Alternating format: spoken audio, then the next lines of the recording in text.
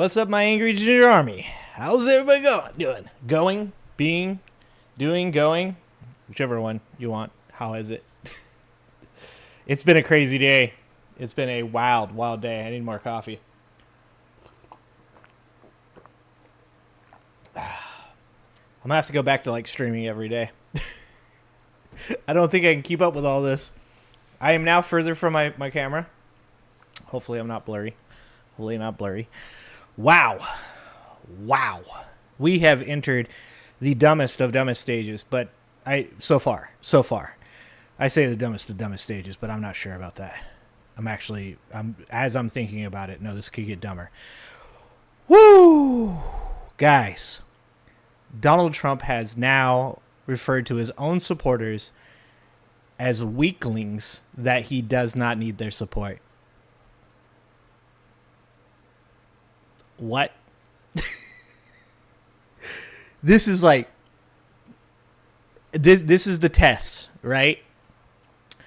We keep talking about who's going to come back and who's not going to come back, right? Who's going to be able to find some like path back to sanity. And we are reaching the apex of stupidity right now. Good Lord, guys. I'm blown away. Can you tell I'm blown away? I'm blown away. If you would have asked me if this was all going to happen, I couldn't have told you that this was going to happen. This is not within my realm of prophetic abilities. It is bananas. BANANAS. Bananas. Yeah. So, we've got a lot to get to. I mean, this is one of those days where I go to pull up videos for us to watch and to talk about, and I have to actually, I don't know. Which one of these gyms do we want to go with? Good Lord, guys. Good Lord. But thank you all for being here. Thanks for coming out. Thanks for watching. Don't forget to like and subscribe to the channel. Listen to Nightbot, guys. Don't hate Nightbot. It's just doing its job. All right? All right? It's not even AI. It's just a bot. It's just a bot. Okay? Wow. All right. Well, let's see who's here. Let's talk to everybody that's here. Woke Mike with, I think that's 3 in a row, Woke. You are on it, my friend. Swift Returns. What's up, Swift Returns? Okay. Liz Allen. What's up, Liz Allen? Tammy. What's going on, Tammy? Alan as well. What's up, Alan? The people. What's up, the people? Dan. I see you, Dan. You're watching another video about they're taking our gerbs. Alan, there was too many videos. I don't think I got that video. I'm afraid I missed a good video now. J Rome, what's up? Holy Jesus. All right. Well, guys, I think this is appropriate. We have to start with this. I love the poorly educated. I think that's and also this. Obama. And maybe even one of these as Person, woman, man, camera, TV. Yeah. The amount of fucking just clownship, the buffoonery, the dumbassness of this administration has met levels completely unforeseen. The singularity of stupidity has been reached. And I don't know if there's any going back from here. But I can tell you this. I can't make it through a day without some ridiculous statement being made by Donald Trump or him doing something insane. I know a lot of you saw the stuff I saw, or you guys saw, I'm sure, all the stuff to do with Chelsea winning the FIFA what is it, the series? I don't know. I don't know soccer. You guys are gonna have to help me out with that one. They won something, and Donald Trump apparently had kept the original trophy, so they had to use a replica trophy, and then he sabotaged them by showing up on stage and not leaving. Then there's video of Donald Trump pulling a Vladimir Putin, guys. He pulled a Putin. I know you guys keep saying he wants to be Putin, but he pulled a Putin. he was walking off the stage with the president of FIFA, and the president of FIFA reaches back for a medal, apparently, that Donald Trump has in his hands, and Donald Trump folds it up, sticks it into his suit pocket, and the FIFA guy just goes, yep, never mind, just, I don't know, we'll deal with this later. He made off with a medal, allegedly, from the FIFA thing, a la Putin taking Robert Kraft's Super Bowl ring. If you guys don't know about that, Robert Kraft went over to Russia to visit, I don't know, Putin, I guess. And during that time, Putin had asked, "Can I see your Super Bowl ring?" And of course, Kraft, held it out for him to see it. And he asked for him to take it off. And when he took it off, Putin took it and put it in his pocket. What is going on? Has Donald Trump became a kleptomaniac? You take one look at Donald Trump's Oval Office, and you're gonna start to be like, "Wow, there's the medal he stole. There's a trophy he stole." Like, it's fucking insane. What do you even say? The president of the United States is gone klepto. And I mean, then there's the injury to his hand, the fucking swollen ankles. I can't cover all this in just one 3-hour stream. It's just too much. I can't keep up. He keeps everything that is gold. Gold! I love gold! He's turning into gold member, isn't he? Dude, we are watching the plot for like an origin story. We're watching an origin story for Goldmember. Guys, this is beyond me. I am flabbergasted. It's a good word. Flabbergasted. Don't tell it to Donald Trump. Donald Trump, if you tell the word to Donald Trump, he'll tell you he made it up. Okay? Flabbergasted. I don't know. Do you know the word flabbergasted? It's a really good word. A lot of people, they don't know that word. I use it a lot. Flabbergasted. Holy shot, guys. A freaking orange leprechaun. Mitchell. Oh, what's up, Mitchell? What's up, Bucket? What's up, Golf? He probably even steals the soaps and towels from his own hotels. J. Rome. Oh, man. Many of the rich are systematic kleptomaniacs? I didn't know this. I'm learning about a whole new world. It's a whole new world. I think there's something about shimmering and shining in there, too. So that's probably about gold, too. We're breaking out Aladdin songs now, guys. Oh, man. Such an old-fashioned yet descriptive word in terms of speaking. It's a word like many words. No one knows the meaning. Flabbergasted. Oh, dude. Oh, man. All right. I'm glad you guys are here for this. I need you guys for this, because this is insane. I do have my stream deck working today. The dementia has not taken me yet. Hasn't yet. So first of all, we're going to have to watch this, because this is the real video. This is him taking the Epstein reporter questions in this. What can only...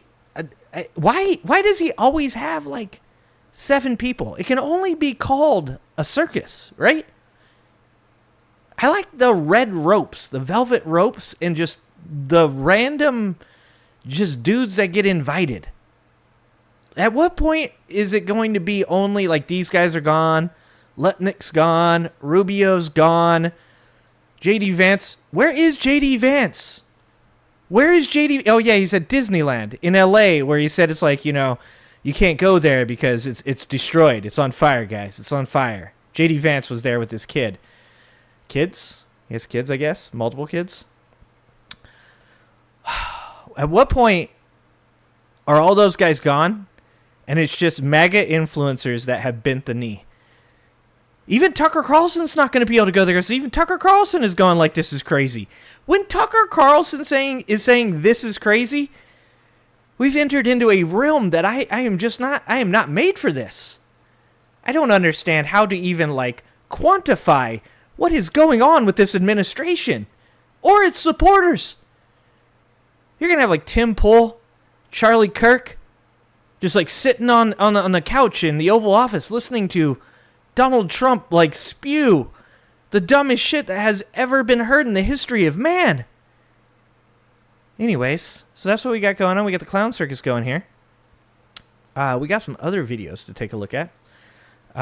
This is probably actually just repetitive. We maybe don't need both of these. I think that this is the same thing.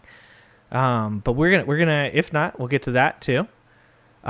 We've got Joe Rogan sounding exasperated about Trump.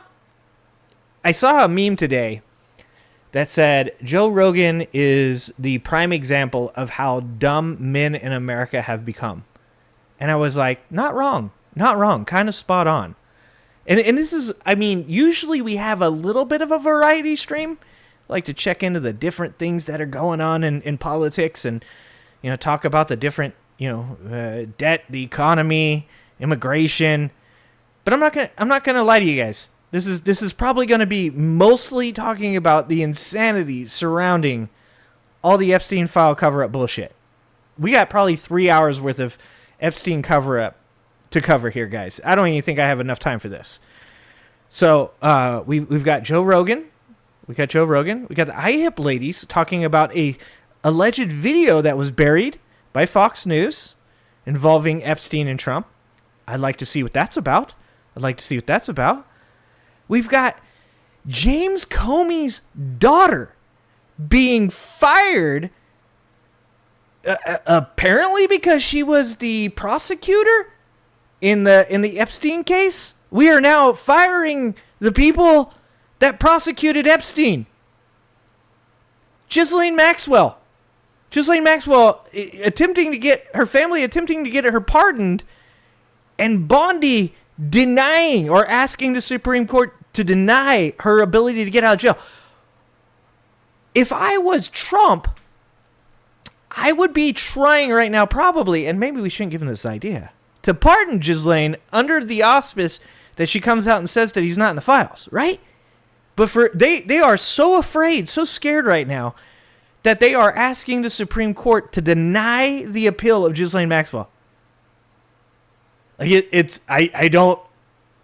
I can't even guess what's next.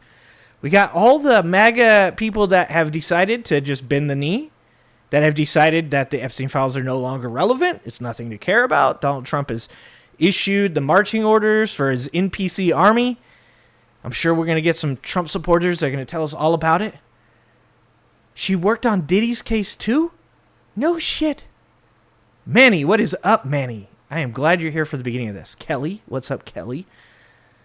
So we got the people that are bending the knee. I know you guys probably saw Charlie Kirk come out and say, I'm not talking about Epstein anymore. Now he's saying, I was just saying that for yesterday, bros. Don't unsubscribe. This is like absolutely insane. I try to bring some variety. So we do have a video about Tom Morello fighting with the guy from Disturbed, who apparently... he's decided that Tom Morello not a good dude for saying that you shouldn't indiscriminately bomb women and children. So that's on the back of the bus, guys. I'm sorry, but we might not even get to that. Okay, I do want to get to this one. This is Bill Maher getting checked to his face by a famous actor. I'm not going to say who he is until we get to it. Okay, until we get to it. All right, and then we got,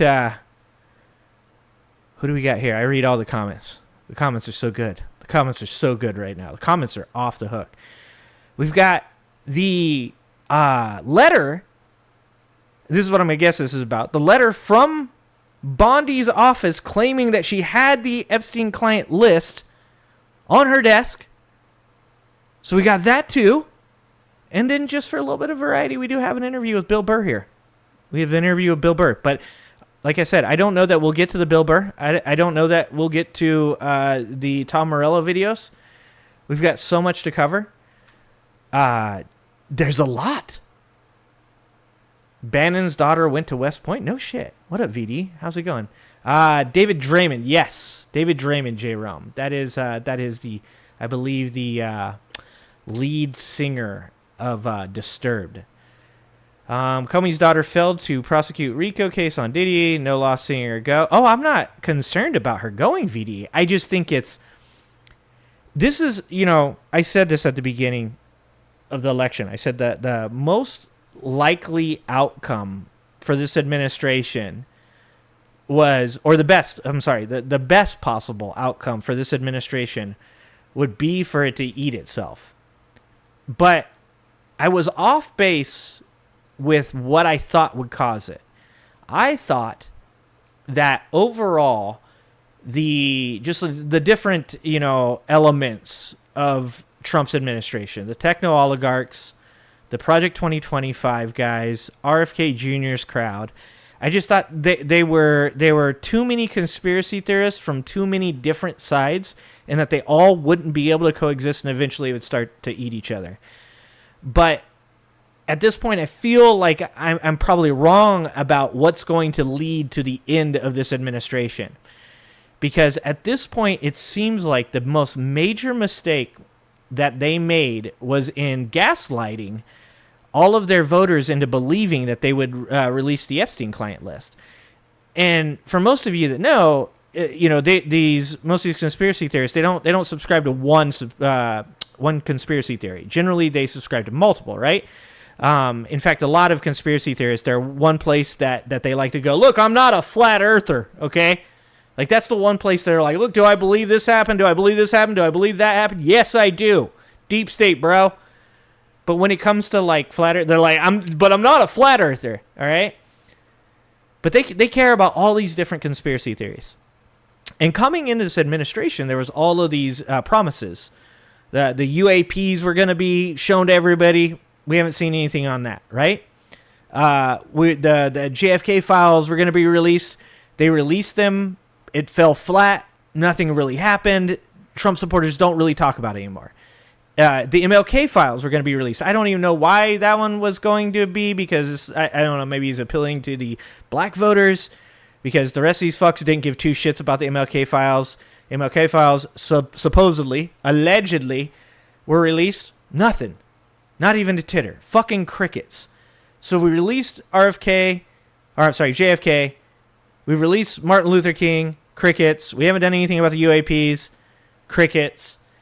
But the one place that these people are dead set on pushing back against Donald Trump is the client list. Epstein client list. And if you don't know why that is, it's not because these people legit want to protect children. It's because these people, they were promised blood. They were promised blood by the Trump administration, because not a single one of these people, no matter how much evidence exists, believe that Trump has anything to do with the client list. They don't believe that he's on it. They don't believe that he's a part of it. They claim that he disavowed Epstein. So what these people have believed up to this point was that they are going to get a client list that was going to include mostly Democrats and then celebrities that they hate. They've been promised blood. And I've been thinking about this because I'm going, you guys have heard me say before, you guys have heard me say multiple times that I just think that he's just going to lie. He's just going to, produce a heavily redacted file with names that he wants on it, or that he's going to, chat GPT a list. This administration is not beyond chat GPTing things. So I thought for sure that's what's going to happen. And I've been thinking about it. I'm sitting here thinking to myself, why? Why haven't they gone that route? And somebody said it the other day, because there's a thing called the discovery phase, right? And that is when you present evidence and the lawyers from both sides get to look through it. The judge gets to see it. And we know that if the files are given to people to look at, they're going to get leaked, which means Trump and people that Trump is connected to are going to be exposed in these files. So that kind of ruins the whole idea that he would, put out a redacted list, because then, of course, they would want to see the full portion of the evidence for it to be taken into account. So that kind of burns that one. And then the ChatGPT one, well, we already just saw what happens when this administration puts out the Epstein footage of the videos, right? They're not smart enough. You can't give that video footage to a high-level engineer in the Trump administration because there's a potential that they'll see something that they're not supposed to see, and then they could leak it, right? So instead, they have to give it to their cronies, who are not the best people to be doing this. When those people look at it and they fix it to appeal to their base, they don't realize that people can see the metadata and can pull it apart and see how many times that video has been edited.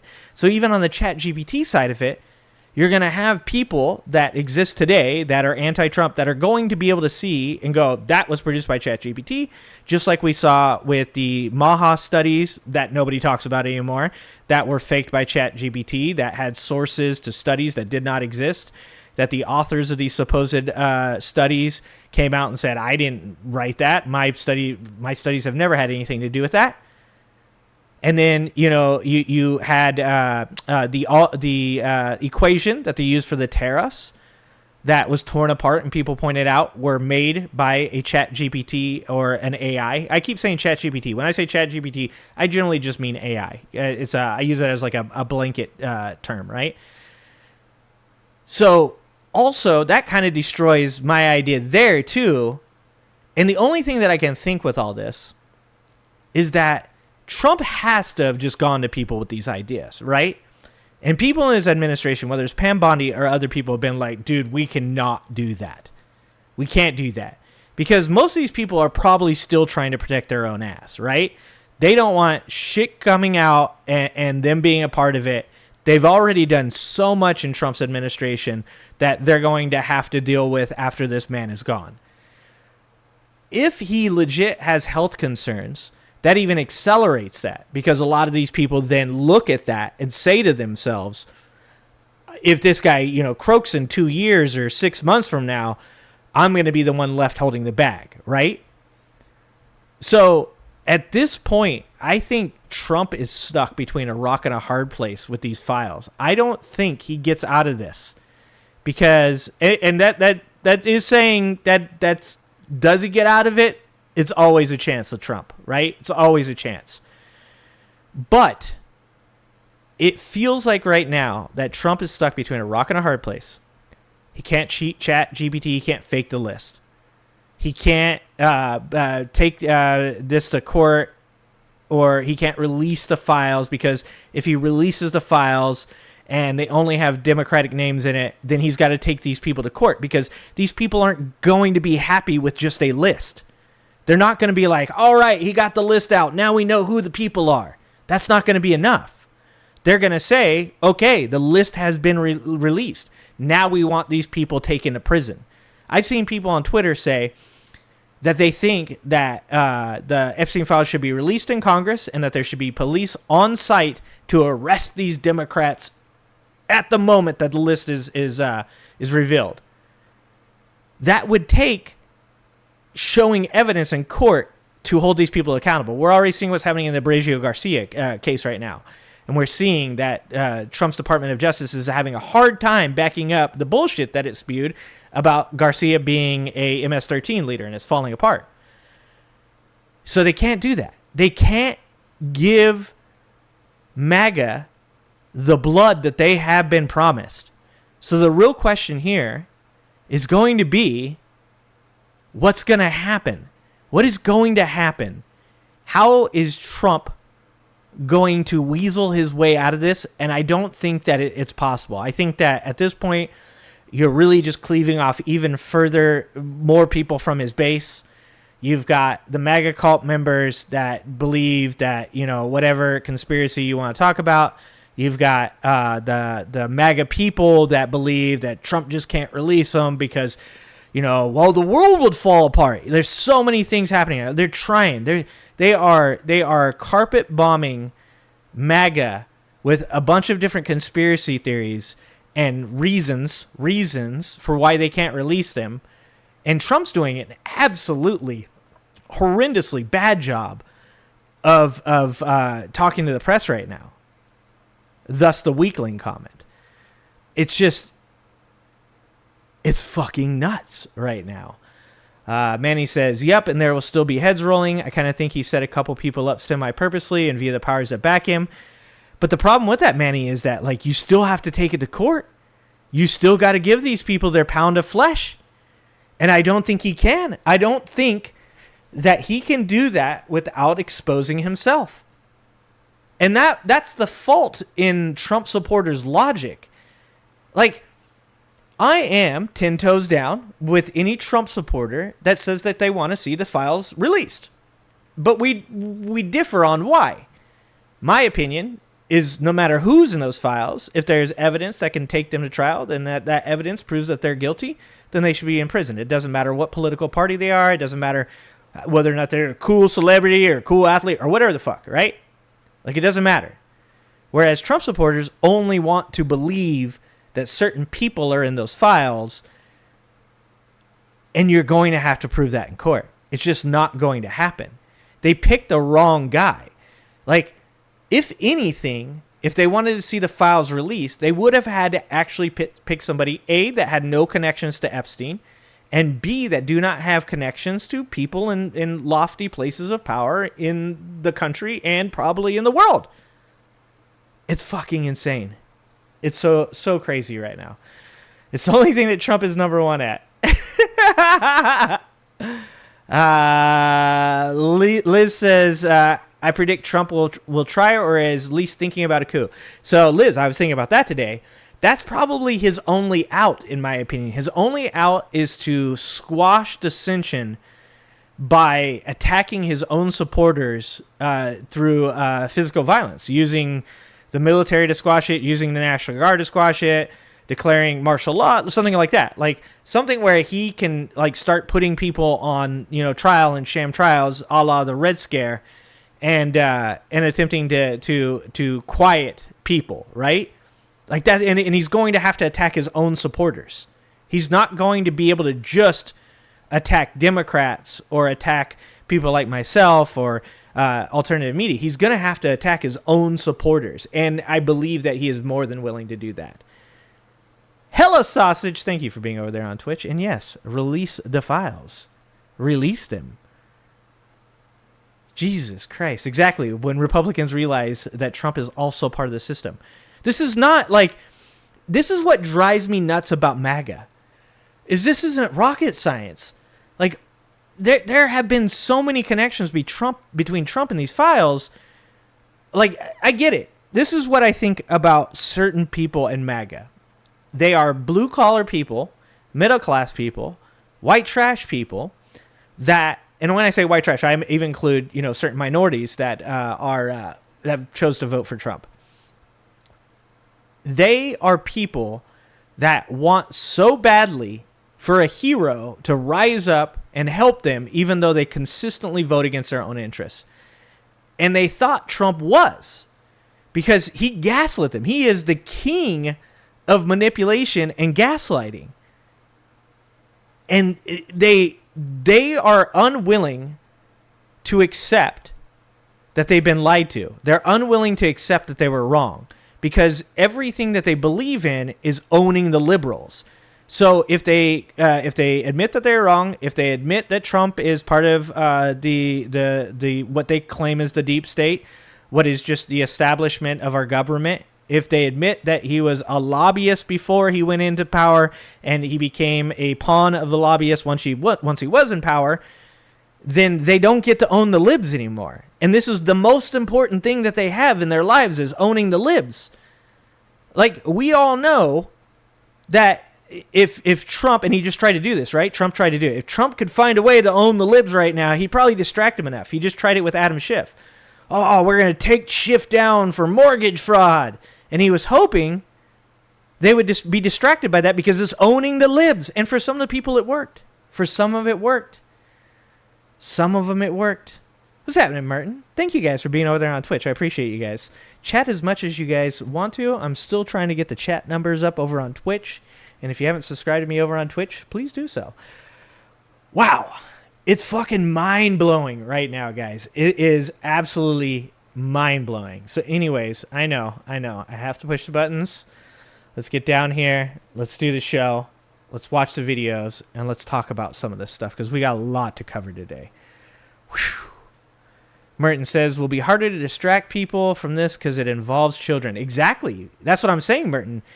Is they chose the best possible thing to create fear, anger, and hate. Because we all know that's what drives the MAGA party, right? Is fear, anger, and hate. So they chose the best possible thing they could. They used it against trans people. They've used it against immigrants. And they used it on the cult to secure the vote for releasing the Epstein files.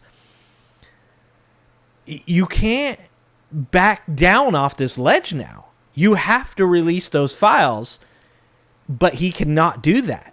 He can't do it. Whew. Wow. This might be checkmate. So anyways, let's watch this video. Let's watch this video of Trump getting asked about the Epstein files. Okay, first of all, wow, that's loud. Will you ask Attorney General Pam Bondi to release more documents to finally put this controversy to bed? Yeah, whatever's credible, she can release. If a document is credible, if a document's there that is credible, she can release. I think it's good. But it's. You notice that he avoids talking about bringing anybody to justice, too. When he says when a document is credible, it should be released, it's like you're going to have to show, like, the totality. You're not going to be able to just, like, show a page or two.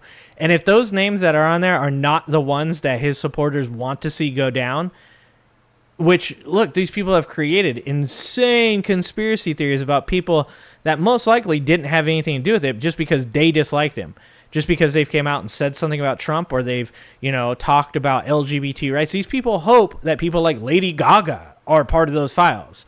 If it's not those people, it's not going to be enough. You're not going to be able to, like, throw some random Democrat that went to Epstein's Island in 1998. You're not going to be able to expose a file with some person that's dead. That's not going to be enough. It's not going to be enough. It's just a subject. He's dead. He's gone, and all it is the certain Republicans got duped by the Democrats, and they're following a Democrat playbook. And no different when... Look at the people sitting there. Look at the guy at the end here. I don't know who the guy at the end here is, but he's like, fuck, why am I here? Marco Rubio is he's contemplating the fact that his whole career is over.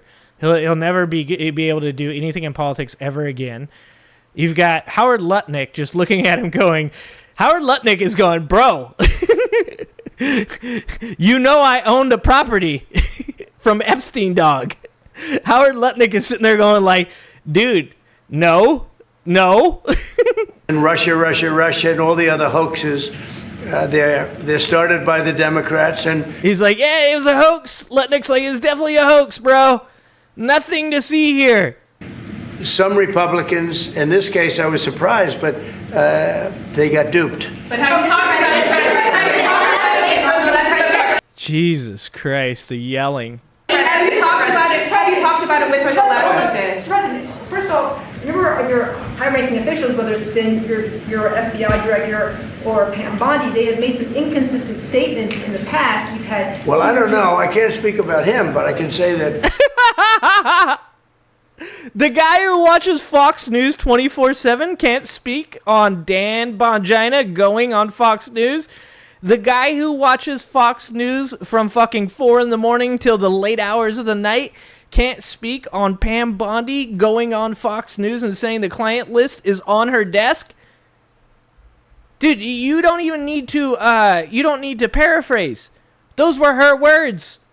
They said, is it on you? She said, yes, the client list is on my desk, and we just need to look over it, and we need to redact the names of victims, and then we're going to be releasing those files. Jesus. Pam Bondi, I really think that she's done very good. She says, again. Dude, and the other thing about all this is that, so there's the link between Pam Bondi and Trump's university, which she dropped the lawsuit after donating, what was it? It was Trump donated to her campaign, and then that was found to be illegal, and then that went to court. This is why, what is it? It's a saying, oh, the web of lies, oh, the web of lies we first conceive, when we first learn to deceive. How do you say that? I forgot how that saying goes. But yeah, once you have a bunch of people in your administration that each have skeletons in their closet, all of them are connected to what you do and what you've done, all of this becomes so much more complicated. And this is why it's like honesty is the best policy, right? Is once you get into an administration filled with people with skeletons in their closet that lie habitually, that are motivated to lie because the leader of the party, the person who is running the administration, that is running the country, has done it himself and done it to great effect. Like you're just creating more of this. This is crazy. Gave you all the credible information. And if she finds any more credible information, she'll give that too.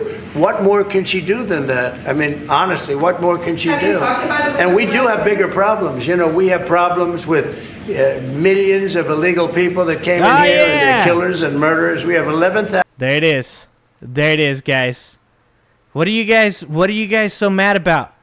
Remember, the thing you're supposed to be mad about, everybody, is the immigrants. You're supposed to be mad about the brown people. What are you guys doing? Why are we talking about Epstein? He's dead. It's boring. You guys are supposed to be mad at immigrants. Jesus Christ.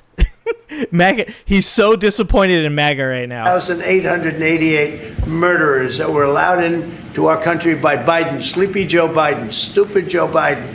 He allowed them into our country. There we go. There we go, Gulf Marine. Oh, what a tangled web we weave when first we practice to deceive. Exactly. And you know, with millions of illegal people that came in here and they're killers and murderers. We have 11,888 murderers that were allowed into our country by Biden. That's the same number he said at the beginning of his administration, so I guess we haven't gotten actually rid of any of them. Bro, you've been deporting American citizens. Like Tom Holman was like, yeah, you know, every once in a while we're going to accidentally deport an American citizen. You've been deporting people's moms and shit, dude. You aren't deporting like criminals. You aren't deporting rapists and assaulters and thieves. You're literally just deporting any brown person that you catch on the street that can't run faster than a fat ice person. Sleepy Joe Biden. Stupid Joe Biden. He allowed him in. Oh, yeah. Bring in the names. That's been shown to work. Bring in the names, brother. That's right. To our country. And you know what? We got to do something about it. She's got a lot of things she's working on. And Hold on. Donald Trump just said Pam Bondi's too busy to deal with the Epstein files. He just said she had a lot of shit. She has a lot of shit going on right now, guys. Look, guys. I don't know why you guys are so concerned about a ring of people that are potentially have or currently are trafficking human beings. All right, why are you guys so upset? Pam Bondi has a lot of work to do, guys. That's why she's on Fox News giving interviews. Holy shit, dude! You know, it's very sad. Holy shit! Somebody can be waylaid, just get waylaid, but she's. I think she's doing a great job, President. Shut the fuck up. I didn't mean to actually like play that. That's hilarious that I played that. What is going on? It is rare, but it's a... What is going on? Guys, what the fuck is going on? Like, I knew this administration was dumb, but good God. All right, so next, hold on. We got one more video about, this is him talking about calling his supporters, I believe this is him calling them weaklings now. Administration would release the Epstein files, but now he says those files are a hoax. Good afternoon, everyone. I'm Kira Phillips. Trump continuing to blame Democrats, claiming without providing evidence the party created these files to undermine him and that Republicans who believe it are getting duped. The president writing on social media today, their new scam is what we'll forever call the Jeffrey Epstein hoax, and my past supporters. Bro, he just adds hoax to everything. It's a fucking brainwashing signal, isn't it? Like, did all the MAGA supporters get hypnotized at one point? Is this what the guy at the fair? You know how when you go to the fair, the guy would call you up on stage and he'd hypnotize you and he'd make you like cluck like a chicken. And he'd snap and you come back and everybody be laughing at you. Was this actually what they were doing? Were those county fairs? Because look, there is a large majority of people that show up to county fairs. There's a direct Venn diagram of people that go to county fairs, okay, and Trump supporters, okay? I'm not saying all of you that go to county fairs are Trump supporters. I'm not saying that. I've been to a few county fairs my damn self. People watching at the county fair is a lot of fun, all right? I'm just saying that if there is a Venn diagram of county fair people, okay, and Trump supporters, specifically county fair people that go to hypnotize shows, all right, that are right there in the middle. What if this whole time the guy hypnotizing people on stage has actually been hypnotizing people with Trump keywords? What if that's what's happening? Because the dude just adds hoax to the end of everything, and people are like, Russia, Russia, Russia hoax. The Steele document hoax. The Mueller hoax. Like, dude, you know the amount of times I've seen the word hoax in my DMs from Trump supporters? He just adds hoax to the end of it, and his supporters are like, yep, exactly. It's a hoax. They don't even know how. They don't know what a hoax is. Have bought into what to believe it are getting duped. The president writing on social media today, their new scam is what we'll forever call the Jeffrey Epstein hoax, and my past supporters have bought into the BS, hook, line, and sinker. Oh, Jesus Christ. I love the poorly educated. What happened to this? Remember this, guys? I love Tesla. Remember that, guys? Remember those days? Remember when those days were happening? Trump adding, let these weaklings continue forward and do the Democrats' work. Don't even think about talking of our incredible and unprecedented success because I don't want their support anymore. Oh my God, just like translate that for 5 seconds to yourself. Trump's literally saying, we've done a lot of great things. We've turned the tariffs on. We've turned the tariffs off. We've turned the tariffs back on again, and then we turned the tariffs back off.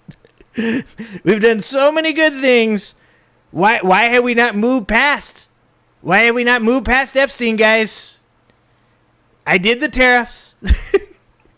Why are we talking about that? Yeah, it seems as though that the country is a little more concerned about the potential of an island existing where rich people were going to violate children than your apparent success with tariffs, which have not actually been successful as inflation starts to rise. And though it may have been good for, say, Donald Trump, it's not great for the average everyday Americans because we're actually now paying higher prices on all of our goods. So, yeah, that happened. Speaking of our Washington, D.C. Bureau Managing Editor Catherine Falters for more. So releasing the... Who falls next? Bongina or Gabbard? Gabbard is probably next. I'm going with Gabbard because she's too quiet. Like, when you look at the people in the administration that are most likely to be protected, it's always the ones that speak out for Trump, right? And you don't even have to, like, completely, like, not talk about bad things. You can say, you know, I do want the Epstein files to be released, but I support Donald Trump and everything that he does. As long as you say that, you're generally pretty fucking safe. And I don't think Trump even remembers that RFK Jr. is part of his administration anymore. So I think RFK is safe. I think Bongina is safe. I think Crazy Eyes Cash is safe. You're probably spot on with Tulsi Gabbard. Tulsi Gabbard is probably next to take the fall. Epstein files was a major part of Trump's campaign last year. We talked a lot about it. Now he says it's a hoax. Doesn't make sense. It doesn't, and I think that is what many people are... How do these people talk about this even seriously? Like, I don't get how they can talk about half this shit with a straight face. asking the president, whether it's his supporters, whether it's reporters in the Oval Office Yeah, that's with what I'm him. saying, What does Five he Alarm. mean I by think she's that? What next. is a hoax? Who's told him that? Has the Attorney General Pam Bondi relayed that information? Now, Trump was asked that by ABC's Mary Bruce today, to which he... Dude, what is up with Scott Bessent? Bro, look at Scott Bessent on the far left. What is up with Scott Bessent, guys? Oh my God, little tiny Mike Johnson. Tiny Johnson up there, so small.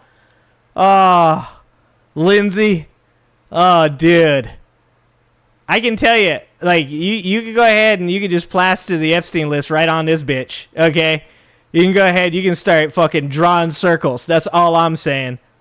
He essentially said, no, he's the one that thinks it's a hoax. He knows it's a hoax. Scott Bessent. That's obviously a baseless claim without any evidence, and obviously begs the question why he's bringing this up now. It has outraged many of his most vocal MAGA supporters. So the big question is, where does this end? I'm not quite sure. Of course, there's calls on Congress for testimony. We'll Look, she's having a hard time. She's smiling. She's having a hard time keeping a straight face. see what happens with that, whether there's investigations launched. But right now, it doesn't seem like any more files will be released. Trump is putting the ball in She said, be released.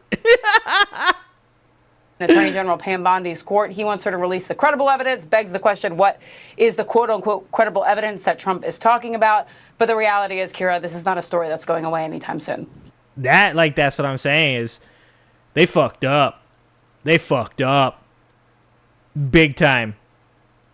Like, if you were going to start the it's all a hoax thing, I think that if Trump had started saying this was a hoax from Comer and Obama and the Clintons, if he would have started saying this during the campaign, I might be wrong about this. I could be wrong about this. But a part of me does believe that his supporters would probably get behind it. Like, if he said before he got elected, look, guys, I know you guys want the files, but the reality is that all of these files are fake. That Epstein took it with him. He didn't have any information on anybody. The Democrats, almost immediately he started saying that the Democrats had destroyed the information, right? And that's what we saw some of the Trump supporters come through here talking about, that they're like, no, like the reason there's no files is because the Democrats, they destroyed them. But of course that doesn't make sense, because then why would Pam Bondi say that there was all these files? Why would Bongina say that there was all these files? Why would Kash Patel say that there is videos and files? Why would all that be said after Trump had taken the administration and put these people into their positions, if it was true that the evil Democrats had went around and destroyed all the evidence? That it just doesn't make sense. And I know that for Trump supporters, they'll never be able to make those connections, because their brain just like stops after about 2.5 seconds of thought. It runs out of gas and just sputters to the side of the road and just sits there like a fucking broken down Ford. But I think he might have had a chance at pulling this off if he would have started this before his administration. Right. We know he was friends with Jeffrey Epstein. We've What's seen happening, the Christina? What's videos. up, We've Scouts? seen the pictures. We've What's seen up, the Jake? pictures What's up, of the Pitchforks? First Lady and the President and Jeffrey Epstein. And you got a great question to the President on departure yesterday, asking, about Pam Bondi and did she tell the... And by the way, this is 97. This is 1997. When he had these pictures taken, this wasn't like hey, let's get a photo op together. These are people that are friends. In 97, you took pictures with your friends, all right? This dude was literally taking a picture with somebody that he liked, that he supported, and I guarantee he knew the intimate details of his life.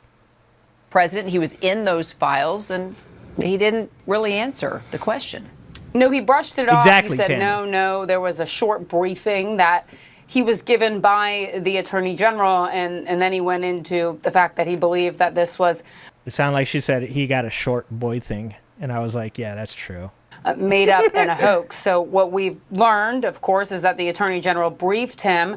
It appears on the contents of what was in those files after that months-long review by the DOJ and the FBI, but he didn't answer the question about whether or not his name is in the files. Of course, we know that that is a theory that's been floated, for example, by Elon Musk, that there is speculation about. Trump hasn't answered that question directly. So back to Scott Bessent. Fucking awkwardly giving a thumbs up while staring off into the distance. I think Scott Bessent got a hold of some of Elon's drugs, dude. And why does Melania look like she's so strange? She's like, that's like the fakest smile I've ever seen in my life. Dude, is that Steve Scalise just peeking out from the back there? Like, just put him in the back. We don't like him. Put him in the back. Dude, Doug Burgum up in that picture. You guys might, this picture right here is going to be used as evidence later. Fucking Lindsey Graham. Jesus Christ. That just says that's bootlicker. There's bootlicker written all over that face. We'll see where this goes. But again, right now, he's eager to move past this, but his supporters really aren't. Well, some Republicans are even calling for... Dude, if I was in that picture, if I was a Republican, I'd be like, no, I'll stand in the back. It's cool. They're like, you want to go up front? Nah, I just hang out in the back and let some other people get their picture taken with the president. You know, I'm not selfish. Why don't you guys go up front? I'm gonna hang out back here behind the tallest guy. That's what I'm gonna do. Okay. Epstein's convicted co-conspirator, Ghislaine Maxwell, to testify before Congress. Do you think we could see that happen? Look, never say never in Congress. I know our Jay O'Brien has been running around chasing lawmakers on this question. We know that some of Trump's top allies in the Senate have been calling for testimony, for public testimony in congressional hearings. There haven't been, for example, any letters to our knowledge sent requesting her testimony. Nothing's been scheduled. Okay, so what if this is what's happening? What if what they're doing is they're asking the Supreme Court to deny Ghislaine Maxwell's appeal because they're having behind-the-scenes negotiations with Ghislaine Maxwell where she would come out to Congress and give a list of people that Trump is okay with. So and then they offer her a pardon. Is it a state or a federal crime that she was convicted of? I don't remember. Can she be pardoned? That's the question. Because they got to be cooking up something, right? They're gonna throw a Hail Mary at one point. It's gonna be a really dumb Hail Mary, but they're gonna throw a Hail Mary at one point. But the point is, on the Congress, it's either that or they're literally just going to fucking coup the government, and they've tried that before. So we'll see what happens. National side of this, Trump's allies in Congress, at least some of them, including House Speaker Mike Johnson, who wants Pam Bondi to clear up some of her answers on this. The reality is they're not letting this go away either. They want to get to the bottom of this. And frankly, essentially, the different answers that Pam Bondi has been given. What's real here? What's the truth? Let's bring them up here to testify, whether it's Ghislaine Maxwell, whether it's getting additional answers from Pam Bondi. So her name is Ghislaine, okay? I'm tired of people trying to say this name like it's Ghislaine. We all know it's Ghislaine, okay? If you're saying that name any different than I am right now, you are wrong, and you should be sad about that, okay? Her name is Ghislaine Maxwell. Thank you. Thank you. Welcome to my TED Talk. Will be, it appears, a lot of congressional action on this to come. Story's not going Yeah, you saw those tassels, 5 alarm? That was hype. away, that's for sure. Catherine, thank you. K,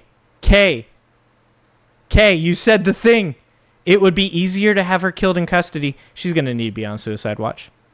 Somebody put her on suicide watch. Quickly. Jizzy Lane. Jizzy Lane. Dude, you ain't wrong. They should put her ass on suicide watch like right now. Like, somebody better check whether or not the cameras are working in her prison. Okay? Someone needs to get the names of the prison guards in Ghislaine Maxwell's cell block. Like, right now. We need names. We need video footage. We need, fucking good 1080p video footage.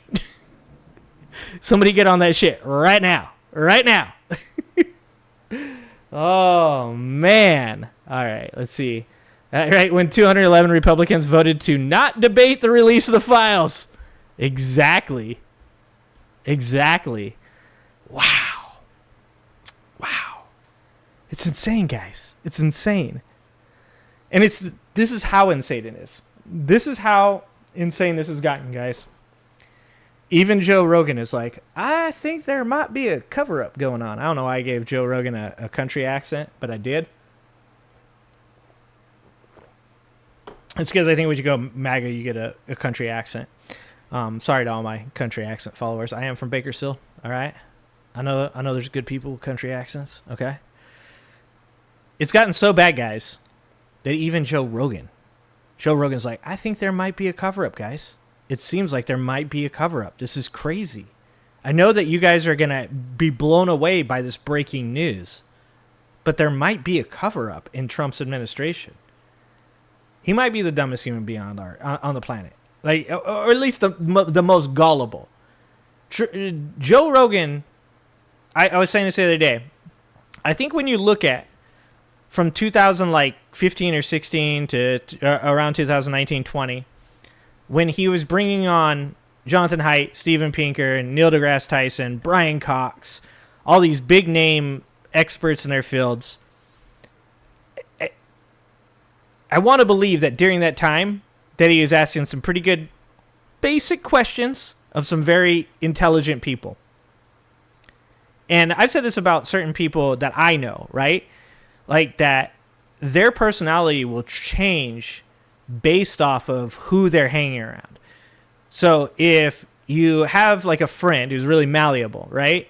And doesn't have, like, I wouldn't say doesn't have his own identity or her own identity, just that when you put people that they just want to get along, they don't want to push back, they don't want friction, they don't want drama, they go along with whatever is being said in their circle.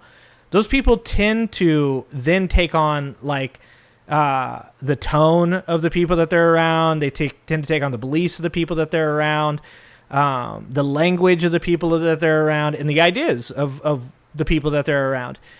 And so if you look at the way that Rogan behaved when he was on podcasts with people like Rhonda Patrick, with Steven Pinker, with Jonathan Haidt, Ray Kurzweil, and then you take that and juxtapose that to what he's like now, surrounding himself with all these like conspiracy theorists and extremists and like alt-right wing people, it really does seem like he is one of these people that is extremely malleable in the way that no matter who he's around, he just takes on their core beliefs and their opinions and then just tends to espouse them and even talk like them. But apparently, guys, Joe Rogan has decided that this is all a cover-up. So let's watch Joe Rogan talk about it. Let's watch Joe Rogan talk about Donald Trump and the Epstein files, because Rogan's a conspiracy theorist too. Shut the fuck up. They've got videotape, and all of a sudden they don't. You know, you have the director of the FBI on this show saying there's no if there was, nothing you're looking for is on those tapes. Like, what? Why did they say? Did I ever see Dwight Yoakam in Bakersfield or Buck Owens, who both talk with the Southern accent? Yes. I know about the streets of Bakersfield. Cheyenne, thank you. And yes, I have been around Buck Owens' Crystal Palace. I have not been in. There was thousands of hours of tapes of people doing horrible shit. Why did they say that? Right. Didn't Pam Bondi say that? What, are you talking about Epstein or Diddy? Yeah, Epstein. Epstein. I like that question. You talking about Epstein or Diddy? Yeah, she said it literally, I think, a week before you had the FBI director sitting here telling you there was nothing, right? She said something about that there was like thousands of hours of tapes of people doing horrible crimes. There is. And didn't the FBI dude say that there was nothing? Kash Patel said there's nothing you're looking for. Yeah, and I think when Kash Patel was on his show, like earlier this month or last month, that Kash Patel sat there and said, like, no, we're definitely going to see what's going on, and there's definitely stuff to be looked at, and there's definitely things for us to, like, you know, be concerned about. I'm pretty sure that he said, I'll have to go back and watch those clips. There was like thousands of hours of tapes of people doing horrible crimes. There is. And didn't the FBI dude say that there was nothing? Kash Patel said there's nothing you're looking for.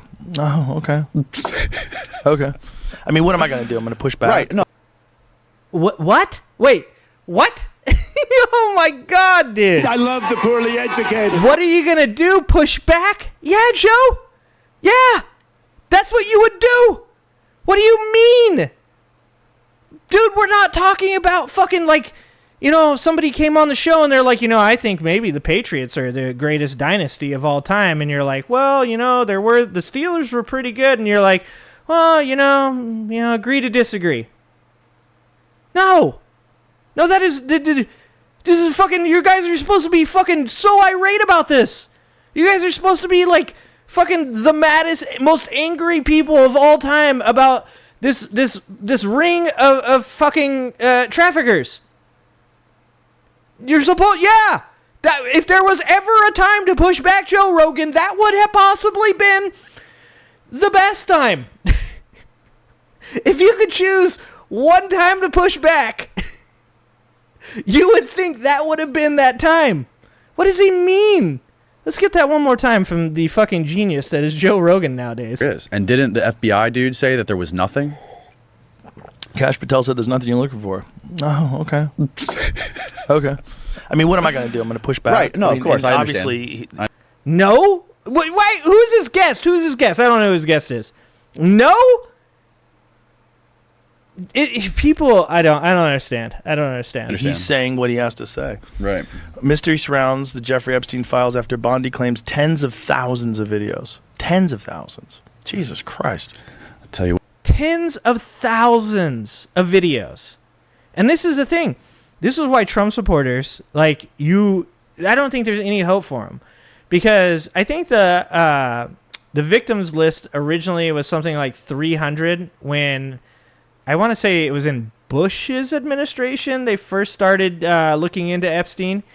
I want to say they started looking into Epstein in 2007. I think that might have been around the same time that Trump's Secretary of Labor, Acosta, right? Acosta dismissed charges against Epstein. Or no, he didn't dismiss charges. He gave him that sweetheart deal for the massages with the underage girl. This is why Ghislaine Maxwell is attempting to get out of jail. She's saying she should have been covered by the non-prosecution act of that sweetheart deal from Acosta, who Acosta was actually part of Trump's administration before. So in 2007, I want to say, is when that was looked into, and I want to say there's 300 victims. Now there's thousands of victims. And I'm not even saying that maybe like more stuff has came to light.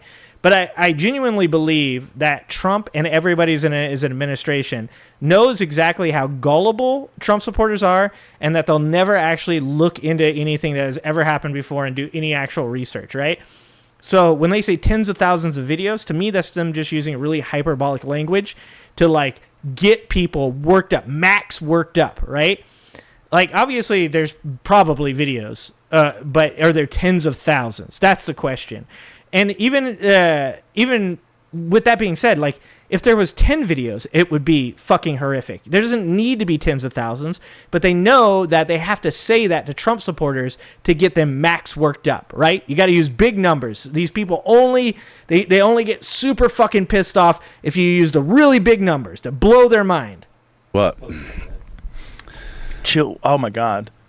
Was It gets reviewing worse, tens Manny? of thousands of videos, the wealthy financier with children or child porn.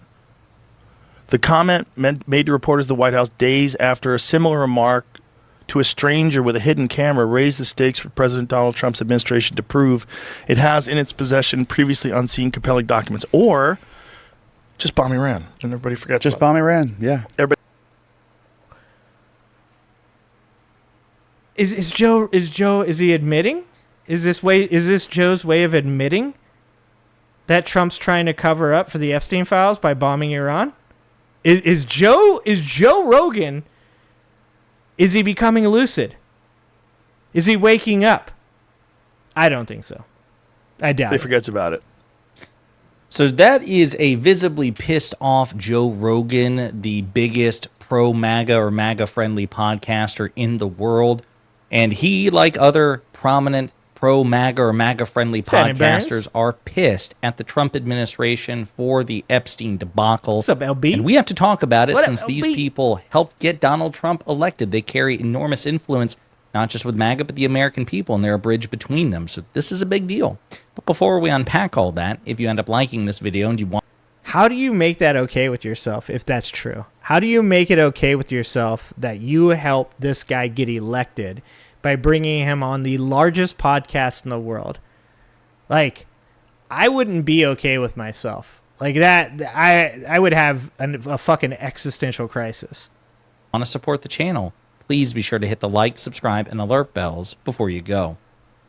All right, friends, we're going to take a look at clips from not just Joe Rogan, Is it a Win but 5 also alarm? Tim Dillon, I don't know if it is. comedian, and Shane Gillis as well. They're not happy about this, folks. I want to play one other one from Joe Rogan. This is actually towards the beginning where he's kind of mocking. I mean, he's pretty viciously mocking this notion that Trump will say one thing about the Epstein files and then something else when it's convenient. They can lie about all kinds of things. And this is today with the internet. You know, like, look, where's the Epstein files? Boo, can't find them. Don't exist. You can tell he's pretty pissed mad. off about it. Yeah, he actually looks mad. Like, is there some hope for humanity, guys? Is there hope for America? Is there? He actually looked upset. Mediaites reporting on this. Joe Rogan breaks silence on Epstein, hammers Trump administration for lies, quote, just bomb Iran, and everybody forgets. Joe Rogan tore into Donald Trump's administration for previous statements officials made regarding the case of Jeffrey Epstein. On Tuesday's episode of the Joe Rogan Experience, Rogan finally broke his silence on recent developments regarding the administration and Epstein. The week before, Attorney General Pam Bondi and the Department of Justice announced in a memo that there was no list of associates linked to Epstein's sex trafficking ring. For years, conspiracy theorists across the political spectrum have urged the federal government to release the rumored list that they suspected included some of the most powerful individuals. Dude, I think I just got lumped in with a conspiracy theorist. Fuck, I think they just confirmed that I'm at least partially a conspiracy theorist. Because I'm definitely in that group of people that was urging the federal government to release the rumored list. Call me a conspiracy theorist. I'm fine with that. Individuals on the planet. In a conversation with podcaster Danny Jones, Rogan explained how the DOJ's memo was at odds with prior comments from from Bondi and FBI Director Kash Patel. Yeah, so he's pretty pissed off about it, and he's not alone. He's not alone. So before we get to Tim Dillon, I actually mentioned this one the other day. Shane Gillis is kind of a right-wing coded comedian. I don't know if he himself is right-wing, but he is seen. Yeah, here's something. I know that a lot of people dislike Shane Gillis's early comedy, and Shane Gillis has spoken out on his early comedy and said that it was cringy and that he was trying too hard to be somebody. I like Shane Gillis. I think he's funny. I think, he's got some material that's maybe not for everybody, but I don't have a problem with him. But the number of times that I've heard him speak, I don't know if you call him right-wing coded. I mean, maybe because he's a fucking big white comedian, I guess, and that's what people want nowadays on the right. But I've heard him criticize Trump. I've heard him criticize Elon. I've heard him criticize the ICE things.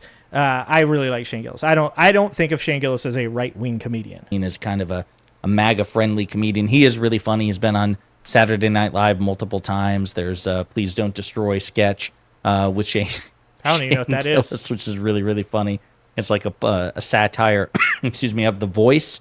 You should check it out. It's really funny. Okay. But here's Shane Gillis getting pretty brutal, too, about the Epstein debacle and Trump specifically. That's insane that they're just being like, yeah, no, everything was cool, above board, don't Looks worry. like Trump dog. Yeah. It's tough not to fucking point some fingers. Huge Because question you got mark. killed while you were president. Yeah. And you were there. There's so many photos of them chilling. Allegedly hung with his staff. I know. And that's something I think people forget, too, is that Trump was the president when Epstein died in prison. Trump was in charge. Just also like Trump was the person who appointed Jerome Powell, but is now saying that he was surprised by Biden's appointment of Jerome Powell, which didn't happen. That was actually Donald Trump. Allegedly hung. So many for president. Yeah. And you were there. There's so many photos of them chilling. Allegedly hung with his staff. I know. Allegedly hung with his staff. The cope on Trump's innocent. The cope is fucking pretty intense. Yeah, he did go to the island and he just hung out with the staff, dude. The staff said that. It was the staff. Is that real? Did they really say that? Was that the excuse that was used in Trump going to the island? Was that he hung out with the staff? You got to be fucking kidding me. If you told me, if you said, yeah, Bill Clinton went to the island, he did, and I'm like, yeah, okay, all right, man, that's crazy. And then you're like, yeah, but you know, Bill, he only hung out with the staff though. I would be like, wait, why? That's not true. If you were at the island, you weren't just hanging out with the staff, dude. That's not true, right? You're like, no. It turns out like Bill's a man of the people. He just hangs out with the staff. He was down in the cafeteria talking to the lunch ladies. I'd be like, yeah, you lying to me right now. Like right now, you are fucking lying to me. Like, is that real? Did people really say that Donald Trump only hung out with the staff at Epstein's Island? Jesus Christ, man. I love the poorly educated. F-12? I know. F, dude, fucking pretty intense. Yeah, he did go to the island, and he just hung out with the staff, dude. The staff said that. Was the staff 12? Oh, shit. Who knew John I think Matthew? everyone was hanging out with the staff. Yeah, true. Oh, no. Well, Mike, don't say that. Don't say that, Mike. Yeah, the John McAfee was the only... He was the one who allegedly was trying to bring it down. I don't know if that's just internet folklore. And so they go on like this. That might be internet folklore. If you guys have not watched the John McAfee Netflix documentary, you should definitely watch that shit. And I was talking to somebody the other day that knows a little bit more about it, and they were saying that John McAfee was doing like a type of drug that was like out of this world. Like it was like one of those drugs that like the government doesn't know anything about it because it's like, created in a lab that they've never fucking heard about, and that he's carrying around suitcases of it. But in that documentary, John McAfee like threatens to shoot people on the boat when he's super fucking high. He's got his like girlfriend at the time, and he's dangling her down in the engine room, and they're looking for a person that allegedly stowed away on the boat to murder them all while they're sleeping. And then he threatens to shoot his friend, that's the cameraman, if his wife wants him to. John McAfee was out of his fucking mind. Anybody, like, before watching that documentary, people would be like, John McAfee didn't kill himself. John McAfee said, like, in a tweet, like, I would never kill myself. I watched that video, and I was like, that guy probably actually did. Yes, he probably did. Because that dude was fucking out of his mind. That documentary is insane. But yeah, even Shane Gillis is mocking the notion that that Trump, the MAGA conspiracy theory is just totally bypassing Trump like a stream with a rock in it. You just go around it. It's stunning to me, given that Trump was one of the most photographed, filmed, documented people, associates of Jeffrey Epstein. Again, that Epstein said in an interview before his death that he and Donald Trump were best friends for years. Pretty embarrassing. Also, I don't understand. It just doesn't make any sense. Like, what is it about Donald Trump? It's just the hope, right? It's just the despair and the hope, and just like they just want a white knight. They want anybody to save them. And they think that, like, as long as they act like they don't know about Trump's, like, involvement with Epstein, maybe that's what they do, is they make it right with themselves. It's fucking insane. The amount of connections between Trump and Epstein. Like, if it was, like, a couple times he had met Epstein, maybe you could fucking, be like, yeah, he barely knew the guy, or yeah, maybe, he went to talk to him about some deals. Like, I'm not saying every single person that ever had an interaction with Epstein was part of the ring. You could convince me that not every single person was. But when you have like literally more video footage and photographs of Trump with Epstein and Trump with Ghislaine Maxwell than any other person on fucking Earth, dude. On Earth. Like, how do you fucking make that okay with yourself? Manny says, I know a lot of people from Belize, and McAfee was doing some shit that was along the same lines. Oh, yeah? Let me tell you, the fucking documentary was fucking insane. Also, there's Tim Dillon, another comedian, another pro-MAGA, MAGA-friendly comedian. He's McAfee, pretty pissed the off about antivirus it, guy. too. So we're going to play a couple of clips from him, starting with this one. Pretend there's a handful of them that aren't, and there probably are. They have no power. They're not the most powerful people in the world. And the president of the United States, he's the most powerful man in the world. No, he's not. No, he is not. No, he ain't. And if the last 6 months haven't showed you that, I don't know. Oh, for a second there, I was like, what do you mean? If he's saying that corporate interests and ultra-wealthy tech oligarchs are actually the true power in America, I'm with him on that. Like, if you want to say Donald Trump isn't actually the most powerful person in the country because of that, I would agree with that. What will man in the world? No, he's not. No, he is not. No, he ain't.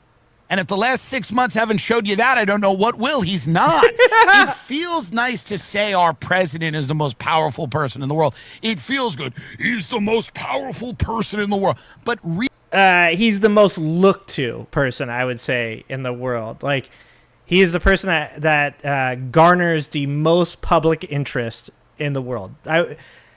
I would hesitate to say that he's the most powerful because, like I said, I actually believe probably the most powerful people in the world are the richest people, the people that lobby. Those people are probably more powerful. Really, the reality of the situation is he's not. And he's going on to talk about how impotent Trump is and how weak Trump is. And apparently it's not just the Epstein stuff. He says the past 6 months have shown you that Donald Trump is not the most powerful man on earth, which Trump wants to be seen as the most powerful man. Well, yeah, it's just like Trump wants to be seen as a strong man, but he's not. He's a coward. He's not, like, Trump wants to be seen as this, like, hard-ass, bad motherfucker. And the reality is Trump is not. Trump is, there's nothing about him that is hard-ass. He's not a bad motherfucker. He's a weak, cowardly man that found a backing of a mob that will allow him to feel like a powerful man, and he does things to people that have less power than he does. He's a fucking bully. He's not powerful. He's just a fucking bully. And I agree, he is. Actually, I disagree with Dylan on this. Yes, the sitting Kevin. president of the United States is just individually the most powerful person on the planet by way of both hard and soft power. But Dylan looks at this failure by the Trump administration as evidence of Trump's impotence. And then as he's reading an article, he goes one further and says that Trump really starts to resemble the deep state that Dylan and Rogan and so many others bitched about for the longest time. The conventional wisdom so long as Joe Biden was president that we'd never know. But then Trump was elected a second time, and the conspiracy theorists were elated. Finally, he would find out who was on Epstein's client list. All the puppets and puppet masters would be revealed. The great interconnected webs of deceit would be cracked wide open. When, in February, the Justice Department declassified its first trove of Epstein files. So this is what I was saying. This is what they were running on. Like I said, they're running on releasing all this information that these conspiracy theorists wanted. And, here's the funny thing about where Trump, if his supporters get something wrong, he'll adapt to it. He said deep state. When he was talking about the deep state, what he was talking about was the administration. He was talking about all the pencil pushers. He was talking about all the your mom, your dad, your uncle, your aunt, or whatever that's working in these different government offices, right? And what most people, I think, in MAGA believed was the deep state are these corrupt politicians. That's why I said this whole thing has been bullshit this whole time about how they claim that they wanted to clean out corrupt politicians because they don't give two shits about the politicians, and they're all applauding the fact that all these regular people are losing their jobs in the government, which is bullshit. Those people didn't do anything. Those people were just doing their jobs. They were just trying to provide health care for the family, pay their rent. Most of those people are middle class, just like the fucking rest of the world, or the majority of people in those jobs. And when they started saying the deep state were these undercover agents, these people that were not bureaucrats, were not administrators, Trump just piled onto that and allowed them to continue to say that and think that. So, that really doesn't... Oh, thank you for the 20 memberships, 5 Alarm. Thank you so much. 20 memberships. Thank you, buddy. That's amazing. Trump just piled onto that. And, so it's really funny, if Trump supporters had any brain cells left, they could literally go back to when he was talking about bureaucrats, administrators as being the deep state, into the time when he changed his tune and started to just involve himself in the more conspiracy-driven deep state. And But they won't do that. They'll never do it. Even if you were to show them videos of it, they wouldn't watch it. They won't watch it. They want to believe what they want to believe, and they will continue to believe it. It seemed like we were finally getting somewhere, although right-wing influencers were disappointed by the lack of new information. Fast forward to this week. On Tuesday, the president sounded like the deep state he had run against in 2016 and 2020. That is true. Damn. It's a brutal indictment. Donald Trump is the deep state, which, again, the whole notion of a deep state, as right-wingers have defined, is pretty stupid in the first place. Because Donald Trump has been president twice. It's his people, his government twice. And Trump wants to have it both ways. I'm simultaneously the president. I'm simultaneously the most powerful man on earth. And yet I'm just a little baby. I'm kind of constrained by the deep state, by What did he say? He's like, they're like, who will you appoint to be the special investigator? And he's like, oh, I don't know. I don't do that. That's not in my power. That's not my decision to make.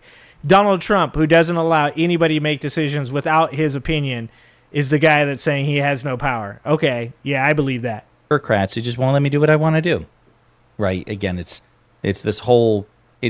The entire MAGA movement is predicated on a lack of internal consistency, and we're just seeing it kind of manifest itself here. Now, listen, I'm glad these people are turning on Trump. I'm glad. This is good, right? As far as I'm concerned, here's a lifeline. Let's have a road to redemption here. Yeah, like I said, if our best chance is that these people wake up to the fact that they've been gaslit, wake up to the fact that Trump is not going to ever release those files, and they start fucking eating each other. That's the best chance that we have to, as a country, survive the next 4 years. And obviously, in November, motherfuckers need to get out and vote and turn the House blue and turn the Senate blue, and let's put it into this fucking ASAP. Let's finish it before we have to get to the end of those 4 years. I'll take it. Rogan, Dylan, Gillis, the guys at the Flagrant podcast will probably cover that in a separate video. Them turning on Trump on this, hopefully they continue to do it more and more aggressively and recognize that for all their faults, the Democratic Party is just simply the better party, and I would defend that to the ends of the earth. Now, I won't hold my breath. It's entirely possible that they'll continue to have a foot in both worlds, and maybe they'll retreat back to Trump in some time. And that's the most likely case. I guarantee you that's what they do. Because this is a tale as old as time, right? Is we hear these guys come out and they see the ICE things that are going on and they're like, wow, it's not right. And I guess there's even a video now of Joe Rogan at a private dinner with Trump, and he's trying to get him to back off the deportations of people that are here and working and going through the process.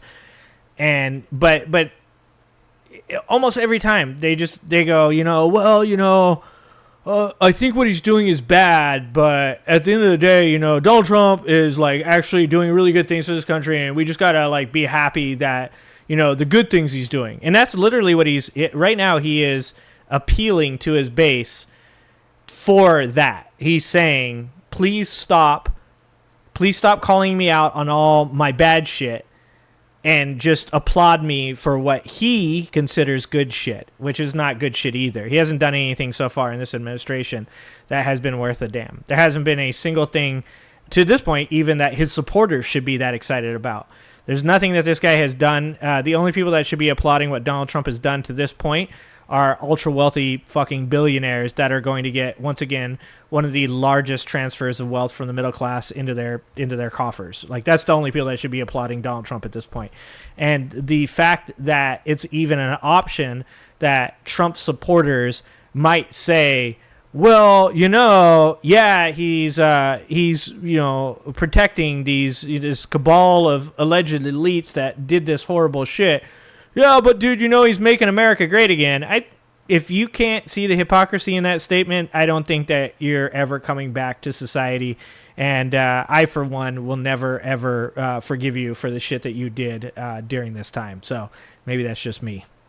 But this is big news. This compounds the failure and the humiliation of Donald Trump and the Trump administration regarding the Epstein debacle. And it's another reason for us to keep talking about it, because they desperately, desperately want us to stop. Yep. That right there, guys. I've said it like a million times now. Is like the most important thing that you guys can do is not let this go away. Don't let this go away. Like, don't be afraid to talk about it. I know there's like so many people, specifically like people that are left-leaning, people that they just want to like live their life. They don't want to see other people get harmed, and they don't want to be, they don't want their family to get harmed, but at the same time, they're mentally exhausted by all the shit that gets thrown at them, and they don't want to participate in politics. They don't want to participate in voting, and they think, oh, it'll just like go away. Well, that's not the way things work. That's not the way things work. If you have friends that generally just, they don't want to talk about this kind of stuff, I'm not saying ruin your fucking 5-year-old's birthday party, but when you have the chance to talk about things like this and you can bring them up in conversation, you should be bringing these up in conversation and attempting to help people to understand that if they don't get out and vote in November, if they don't do their part in November, that things will get worse. Because this idea that, like, it's not going to happen to you, eventually it's going to happen to you. Eventually it will be on your front door. And, one of the things I talk about being in the grocery industry is that it's kind of funny. It's weird, but I work in what's called dollar channel or discount.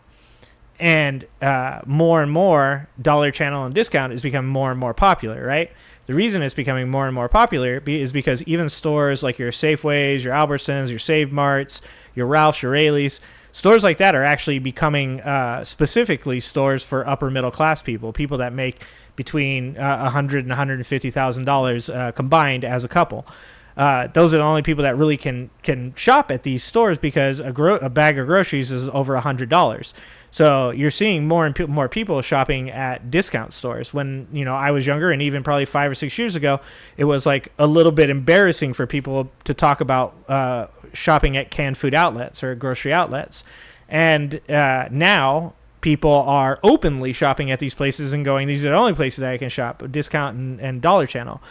And that's because, like I said, if you think that things don't affect you, if you think that people will, you can go about your life just not giving a shit about any of these things and it's never going to come to your door, it's going to.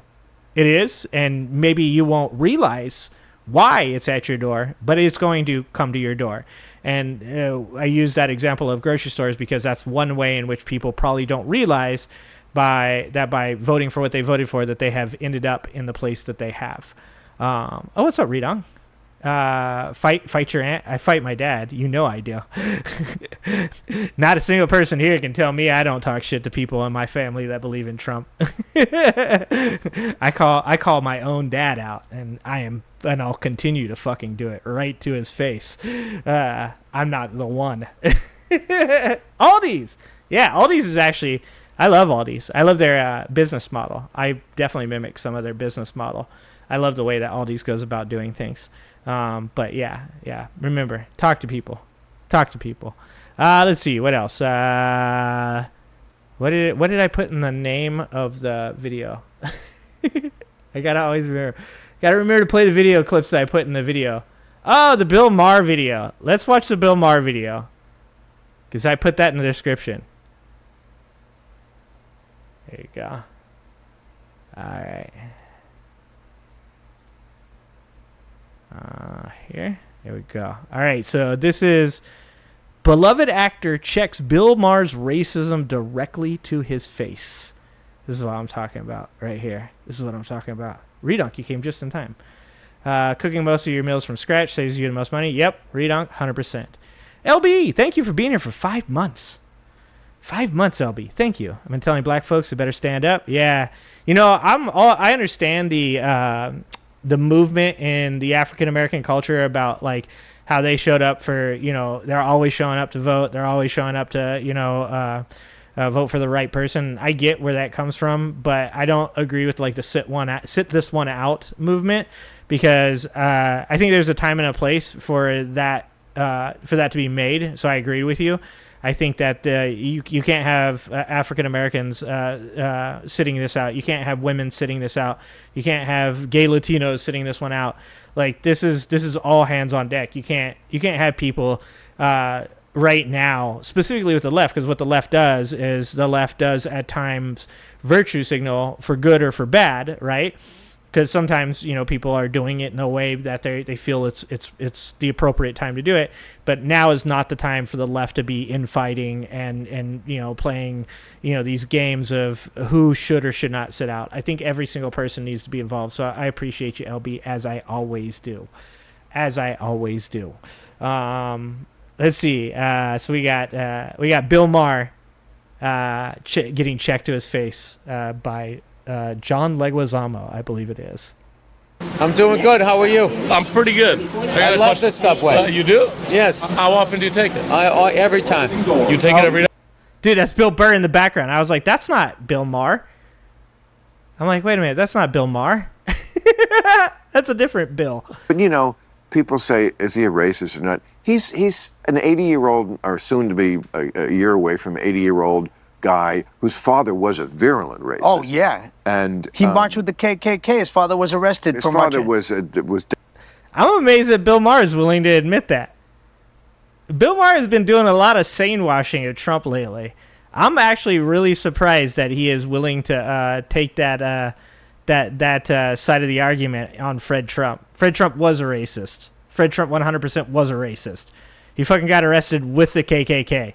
There's not a lot of times in your life that you can get arrested with the KKK and then somehow figure out how to spin it that you weren't racist. Okay? Definitely a racist. And his grandfather was a pimp? Like, of the times. The people are a product of their times. He is a product of his time. Yeah, but some of us overcome our times. Yeah, exactly. That is absolutely true. He hasn't overcome that. That is true and fair to say. But he's not on the level of racism that a lot of people Stephen Miller say. is. Wait. Going back. Hold on. Fuck did you just say? Times. It was racist. Oh, yeah. And he marched with the KKK. His father was arrested for marching. His father was definitely a racist. And his grandfather was a pimp? Of the times. The people are a product of their times. He is a product of his but some of us. Dude, I fucking hate that argument. You know why I hate that argument? Is I grew up with fucking skinheads. I grew up with white supremacists and skinheads. Saying someone's a product of their times is like, did they hate people specifically based on their skin? Yeah, but that was 1979, bro. You're going to hold that against a person from 19... Yeah, I actually am going to hold that against him. What the fuck do you mean? Yeah, he was a product of his times. I don't discount that the man came from racist times. But do you think everybody that grew up during that period was racist? That's fucking insane to say. That's like saying you don't have any thought in your head that is your thought. That's like saying the only thoughts that you have are thoughts that were instilled in you by the people around you. I grew up with skinheads. I hate fucking racists. I hate racists. I punched racists in the face. My best friends were fucking black when I was growing up in a neighborhood that was majority supreme white power. Okay? You're going to tell me so what happened to me, dog? What happened to me? That's fucking insane to say. You can say, like I said before, you can say ignorance is an excuse. That's acceptable. Because ignorance is literally the absence of information and education. But willful ignorance is never an excuse. Willful ignorance is the bane of our society. And when you say something like, well, man, you got to understand the reason I'm racist is because, I'm a product of my time. That's willful ignorance. That is literally saying that you shouldn't be racist, but the reason you are racist is because when you were growing up, other people were racist. So you're like, it's kind of just what we did. It was fun back then. So, it was a long time ago. Fuck that, man. You can say you're a product of your time, and I will say you're a piece of shit. How about that? That's how it works. Let's overcome our times. Yeah, exactly. That is absolutely true. He hasn't overcome that. That is true and fair to say. But he's not on the level of racism that Stephen Miller is. No, nobody's at the level of Stephen. But bro, if you're on a level of racism, Look, Donald Trump isn't an edgy comic that told a joke that people found to be racist. Donald Trump isn't like a fucking dude that's like, you know, he's like, man, you know those Asian drivers, they're not really good. Donald Trump isn't like, you know how Indians be owning all the gas stations, am I right, guys? Where people are like, bro, that's what you just said, like, that shit's kind of fucked up. Like, when you say he is on a level of racism that isn't like his dad, like he's not marching with the KKK, that still means you're racist. It's just you're not currently marching with the KKK. Jesus Stephen Christ. Miller's racism, and who's the architect of all this mass deportation. Grew up here in Santa Monica with Latinos, and I guess they bullied him, and he's got a chip on his shoulder over that. On Bill Maher's Club Random podcast, actor John Leguizamo clashed with the host. But, I mean, part of this is a backlash to how badly Biden handled the immigration situation. It can't just be like... No. No. No. No. And no. No. This idea that America is falling apart because there are immigrants here is fucking ridiculous, and I hate so much hearing this from people on the left that are capitulating to people on the right because they don't want to be seen as being anti-American. The most anti-American you can be is by punishing undocumented immigrants that pay into the tax system, that can't vote, that are living here, not committing crimes, by deporting them from the country. That is the most un-American thing you can fucking do. They're not deporting criminals. They're not deporting gang members. They're not deporting people that have harmed people in the society. They are deporting mothers. They are deporting farm workers. They are deporting people that are just trying to do things the right way. Because the reason that we know that they're deporting these people is because they're showing up at fucking courthouses where these people are going to get citizenship the right fucking way, and they're arresting them at the fucking courthouse and deporting them. You can't blame this on Biden, dog. You can't blame this on Biden. The only reason that Biden's administration had the numbers that were higher than Trump's administration when it came to undocumented immigrants crossing the border was because of COVID and Title 42. That kept people from being able to venture into our country because of COVID. That's the only reason. And that lasts until what, May of 22, 23? And Joe Biden, mind you, deported a fuck ton of people from 23 to 25. Now, I don't know that I agree with that because, to be honest with you, a lot of that wasn't being reported because Fox News was too busy reporting that Joe Biden was letting them all in. And there's a lot to do with our immigration system that's broken.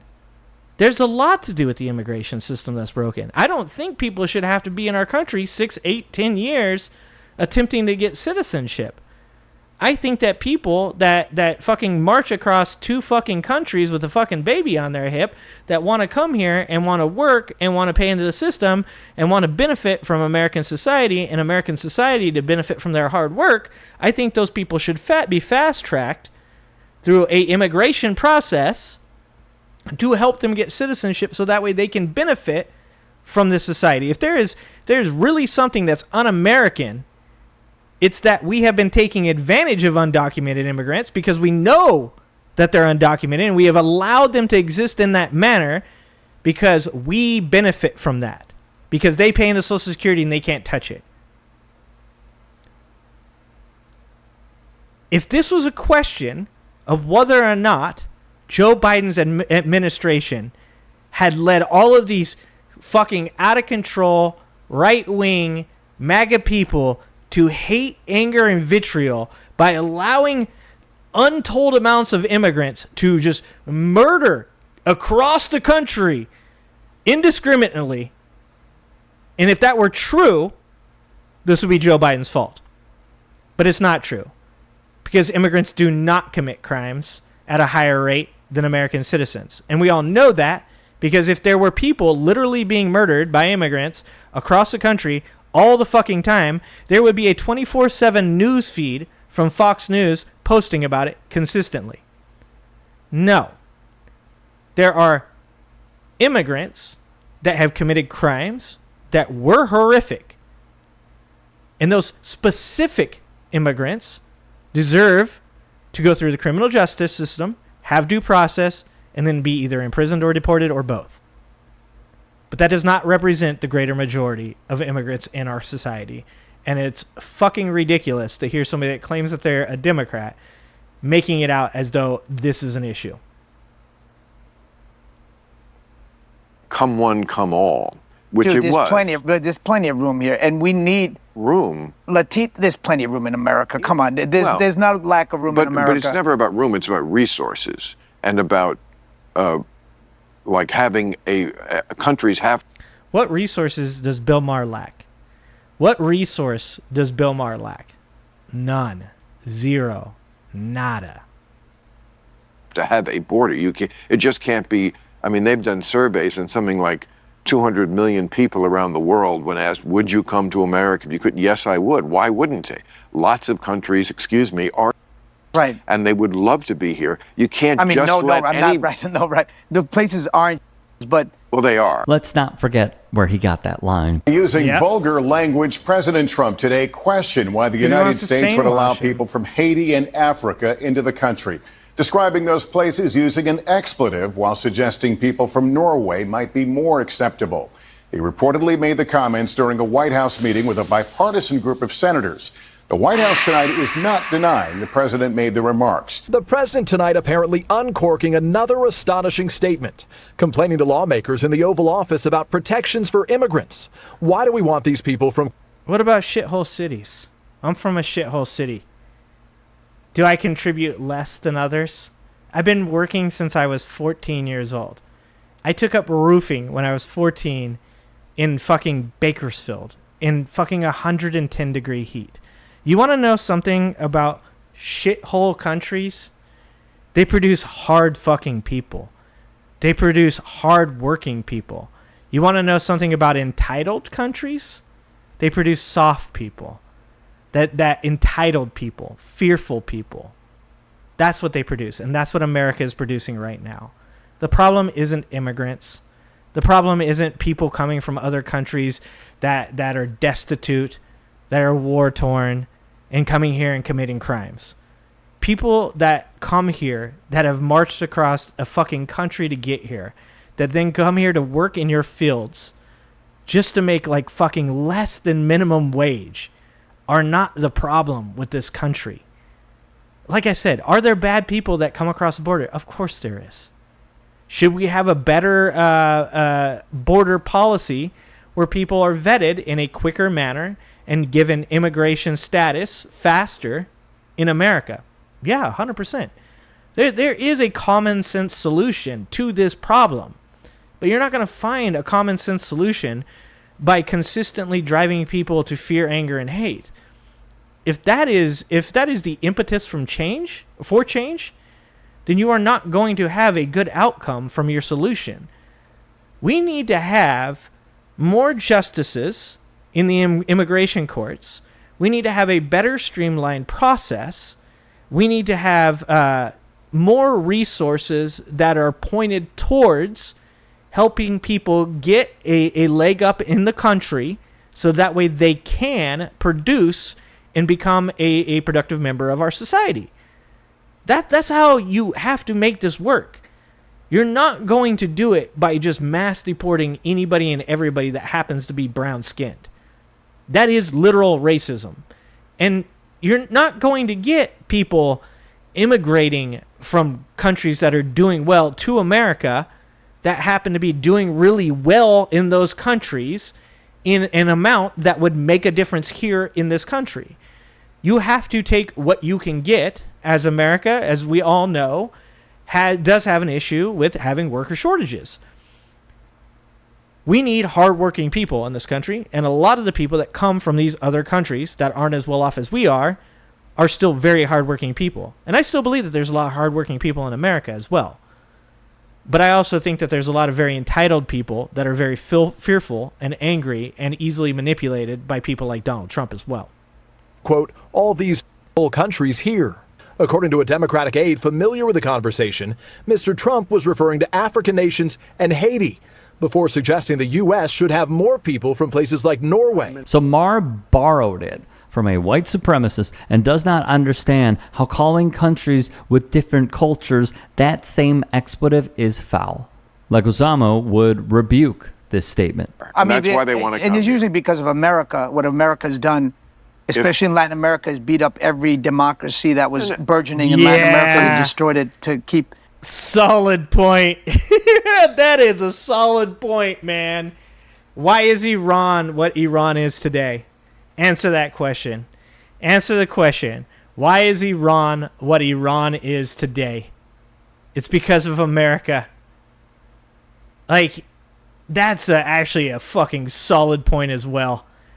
You can't shit on these other countries for where they're at right now economically, where they're at right now civilly, without taking into account that the United States of America has intentionally played parts in the demolishing of the civil and economic health of these countries. And that is what Kamala Harris, when these fucking idiots are like, she was the border czar and she didn't do anything. These fucking idiots don't understand that administration, Kamala Harris's job was to go to other countries, other South American countries, to try to help figure out civilly and economically what we can do to help them. This is what USAID fucking existed for. Now we're going to fucking, incinerate $500 billion worth of fucking food. We're just going to incinerate it now because this administration is so goddamn dumb. What she was doing was going there to figure out, hey, how can we make trade agreements with you that benefit your country so that way people want to stay here? What can America do to help you to have a better situation so that way your people are not trying to leave your country and come to ours instead? That's the way that you fix these things. And the problem with it is that none of these solutions are fast food. You can't just do these types of things in like 6 months, and that's what Trump supporters want. They want things fixed and they want it now. There's not a single one of them that has any understanding of complex and complicated ideas. They don't understand that by going outside of the country and creating soft power or good faith capital with other countries where you work in tandem with them to help to establish better health economically and civilly in these countries, that then you as a country both benefit through trade with these people, and we also benefit from a reduction in immigrants coming across the border. They'll never understand that. It's too big of an idea, and they're too fucking stupid. Their oil or their resources or bauxite or bananas. Like, if you don't really have rights, like as far as like women's rights in most majority Muslim countries, women just don't have. Why does Iran have the government it has today? What part in that did America play in its regime change? It's pretty fucking important to answer that question if you care about women's rights. Right. Close to the rights we have here. If you can't dress the way you want. If you are in a country where there's just extreme poverty, which a lot of countries have. Or if there's like the kind of corruption, and we have corruption here. Yeah. And once again, I'm going to say this too. When you take a country like Iran, you don't have to hate Iranian people. You can hate the government. You can hate the misogynists.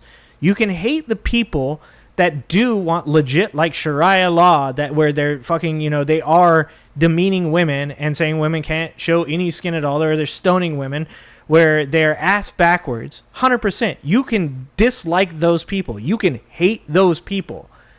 But not every person in Iran is a person that believes those things. Not every single person in Saudi Arabia or in Haiti is the person that you hate. I've said this before, and I'm going to say it again.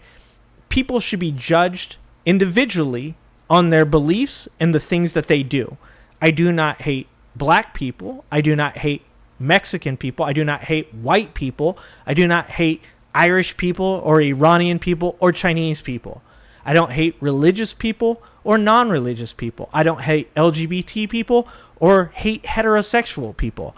What I hate are individuals in every one of those cultures or groups that do something that is harmful to the people around them. So it doesn't matter to me if you're Iranian or you're gay or you're black or you're white or you're heterosexual. What matters to me is the content of your character, and that is what determines whether or not I think you're a fucking asshole or not. I don't need to these blanket ideas of what these people in these cultures are to generically hate what we believe they are. I look at people on an individual basis. If there are people that are diminishing women's values and telling them that they can't work, that they can't drive, that they can't show skin or they'll be stoned to death, I'm going to hate that motherfucker strictly because they believe that. That's where I go with that. So when you say something like people that come from these countries that have these shitty laws, these shitty rules that their governments have instituted, these people that are coming from these countries are shitty because they come from shithole countries. That's just flawed. Good people come from those countries, and so do bad people. Mostly bad people run those countries, but there's probably a couple people in those governments that also want to see change. It's fucking insane.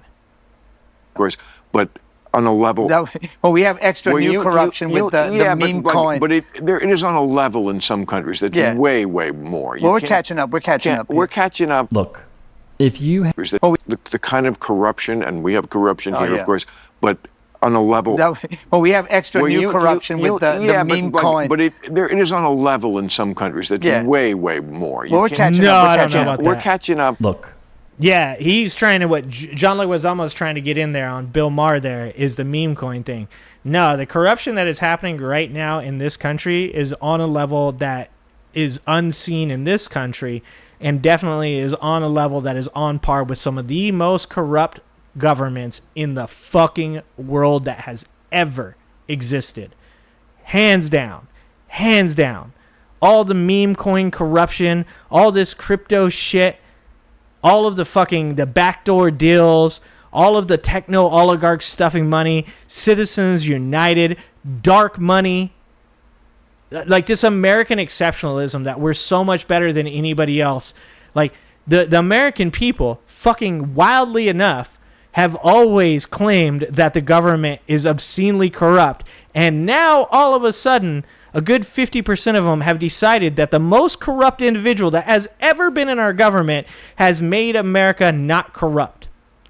Like this is fucking 1984, double speak. Corruption is not corruption. Having the most corrupted individual in the country in office in the most powerful seat in the country equals the least amount of corruption. It's fucking Orwellian. If you have watched my stuff, you probably know where this is going. Bill Maher has had a vendetta against Muslim people for quite a while.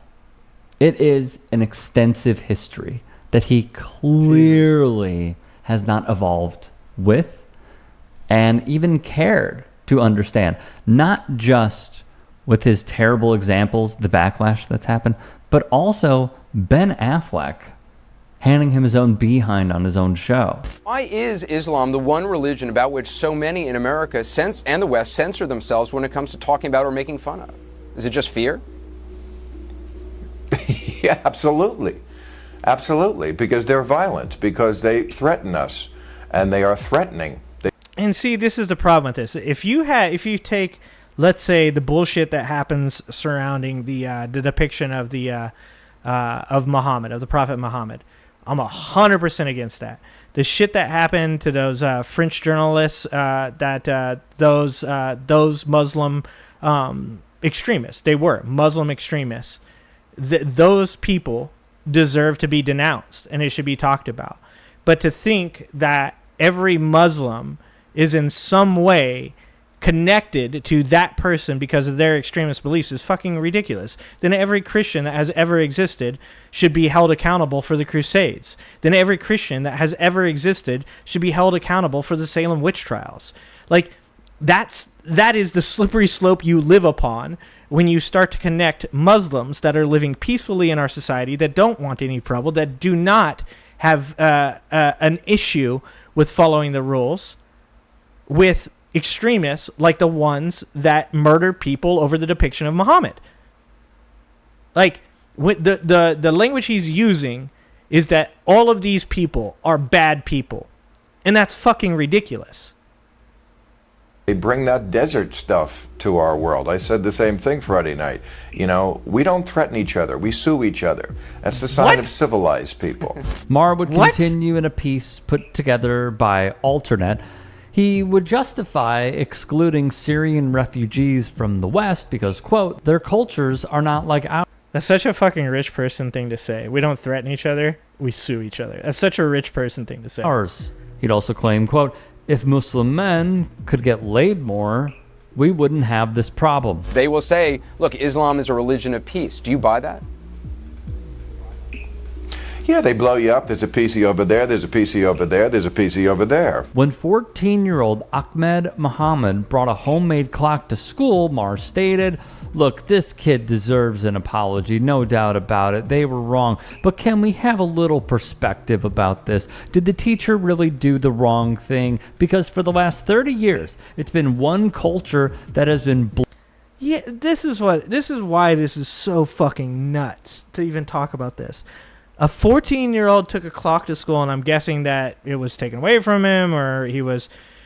I don't know the story behind this, but obviously they're saying that something happened to this 14-year-old.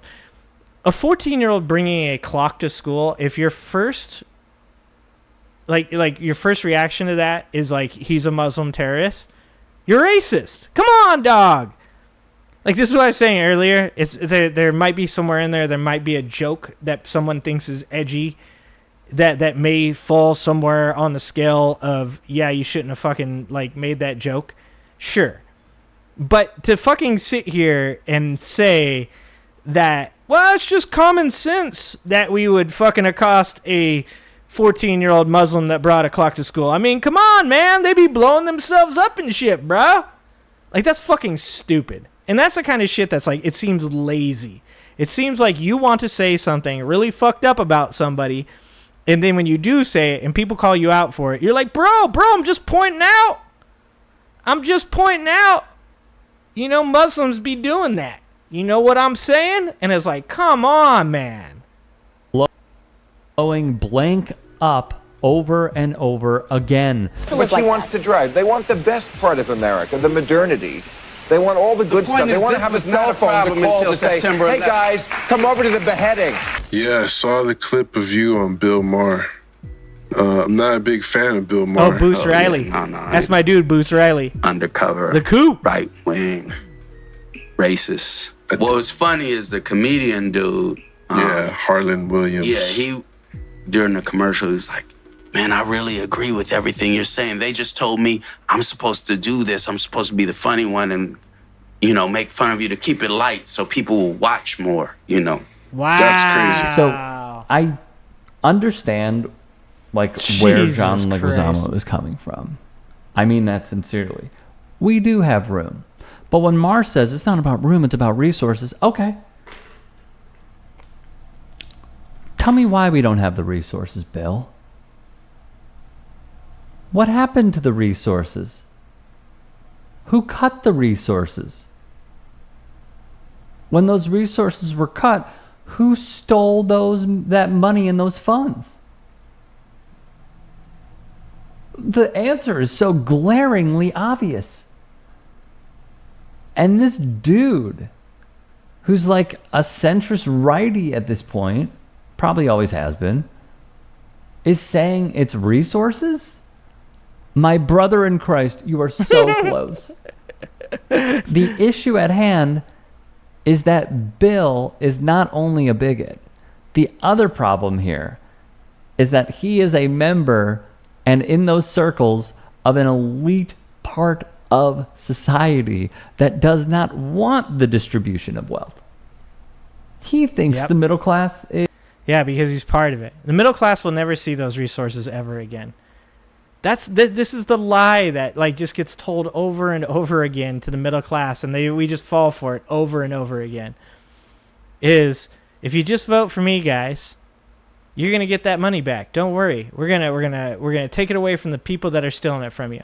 You know the flaw in that logic is the people that are stealing it from you are the people that are telling you that they're gonna take it away from the people that are stealing it from you.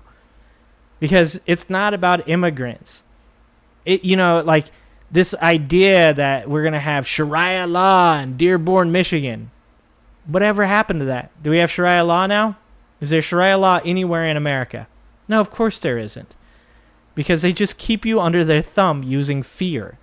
Because they know as long as they keep you mad at each other, as long as they keep you mad at this person or mad at that person, and mad at not just a person, but a wide swath of people placed under a blanket description.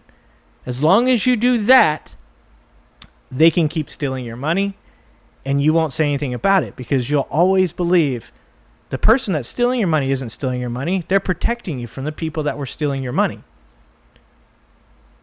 This issue that we are seeing currently, right now, with Donald Trump and his administration, there is no better example of how the middle class, the lower middle class, the impoverished, and now, yes, even the upper middle class are going to be manipulated throughout time to slowly be milked of every dollar that they have by creating fear against the same people that they're in a group with.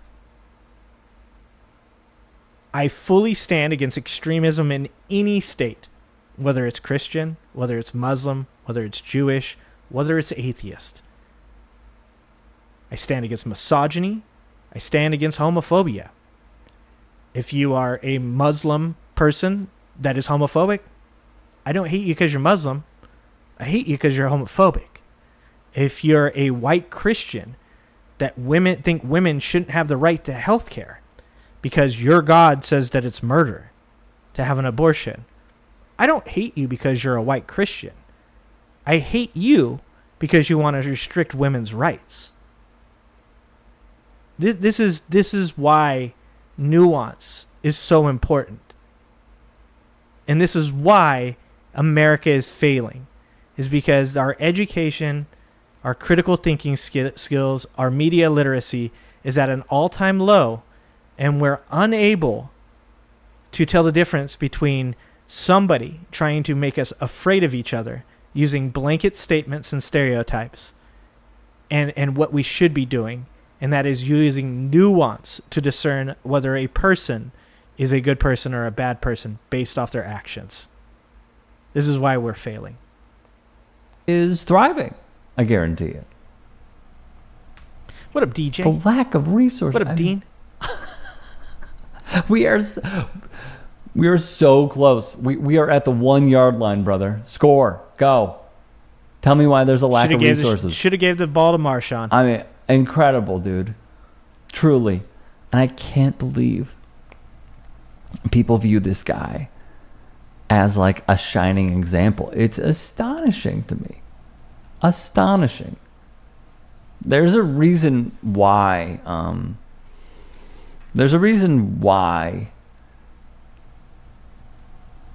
There has been a lack of understanding. And it comes from voices that he will not allow to participate. And we all know who they are. He just continues to refuse it. And I think it's a tell. You should go subscribe to mine. Yeah, you can't take a guy like Bill Maher, who obviously is very concerned about becoming a part of the ultra wealthy people that are being chastised or are being criticized. He doesn't want to be a part of that, and so he doesn't want middle class Americans to rise up against it, because it would be against his own best interest to continue to positively influence that in any manner. So I think that at times I found Bill Maher to be funny back in the day. At times I agreed with some of his political opinions, but more and more nowadays it just seems like the mask is coming off for a lot of these people.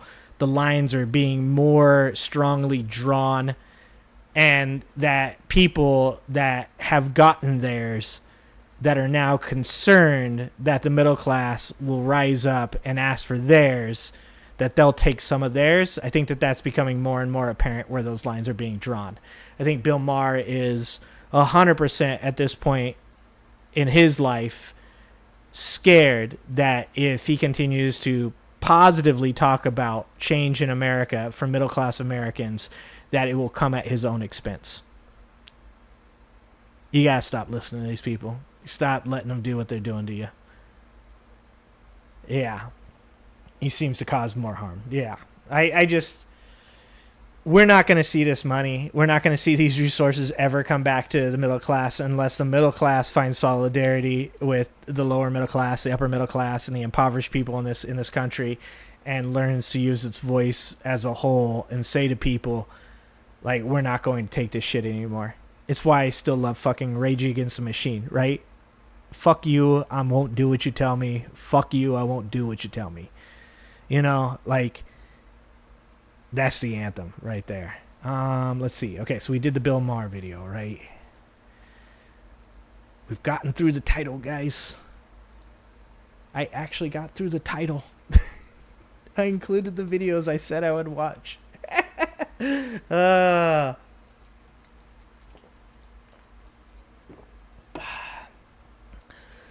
right. Let's see what we got for the end of the show. We still got like an hour left. Let's watch the I want to see this because this goes along with our earlier topic. This, my friends, no stimulus checks from Doge. Yeah, it's not like my fucking short is still up and running. Okay, know your enemy. Thank you, LB. Thank you. Yeah, so I wanted to watch this because this is the craziest thing to me, is how many of these Trump MAGA supporters that are in media that are willing to flip the script on their own subscribers and start saying, like, no, we need to stop talking about the Epstein thing. That's pretty fucking crazy, guys. How many people right now are doing that? And one of those people we know was connected to the Tenet Media scandal. Temple. Yeah. Seems as though wherever the money comes from, I don't think these guys really give two shits. I think they're just like Trump. I think if you stuff money into their pocket, they'll change their opinions on any subject, whether it's from Russia or it's from Trump's administration. Obviously, these people are they're not discerning in the money that they take. You know, I find it very funny when whenever there's any hint of disagreement with the MAGA base or like pushing back a little bit, it's a little tumultuous. There's plenty of people who look at that and go, see, like, now here's the rift and it's only going to get worse and it's all falling apart. And look, I wish that were true. I hope that's true. But what everybody needs to understand is, in this media landscape, people play a role, right? People are playing a role. So, you know, you have people their whole job is to be a regime propagandist. Like, that's their whole job. They could try to couch it. They could try to soften the rough edges. They could try to, hide the ball well with it. But at the end of the day, a lot of these people are just regime propagandists. So you'll notice, even when it comes to this Jeffrey Epstein thing, their argument every step of the way was like, oh, yeah, Trump's messing this up, but I blame Pam Bondi, or I blame Kash Patel. Yep, and you guys saw that with the people taking Bongina's side, right? Like, they just give them outs. And I think something that Kyle's saying here is right, and something about what he's saying is wrong. because in some way he's insinuating that there is, not a rift, or I wouldn't say not a rift, that there isn't a big enough rift for it to be important. I think that that's incorrect. I think that the way that this administration does fall apart is in bits and pieces.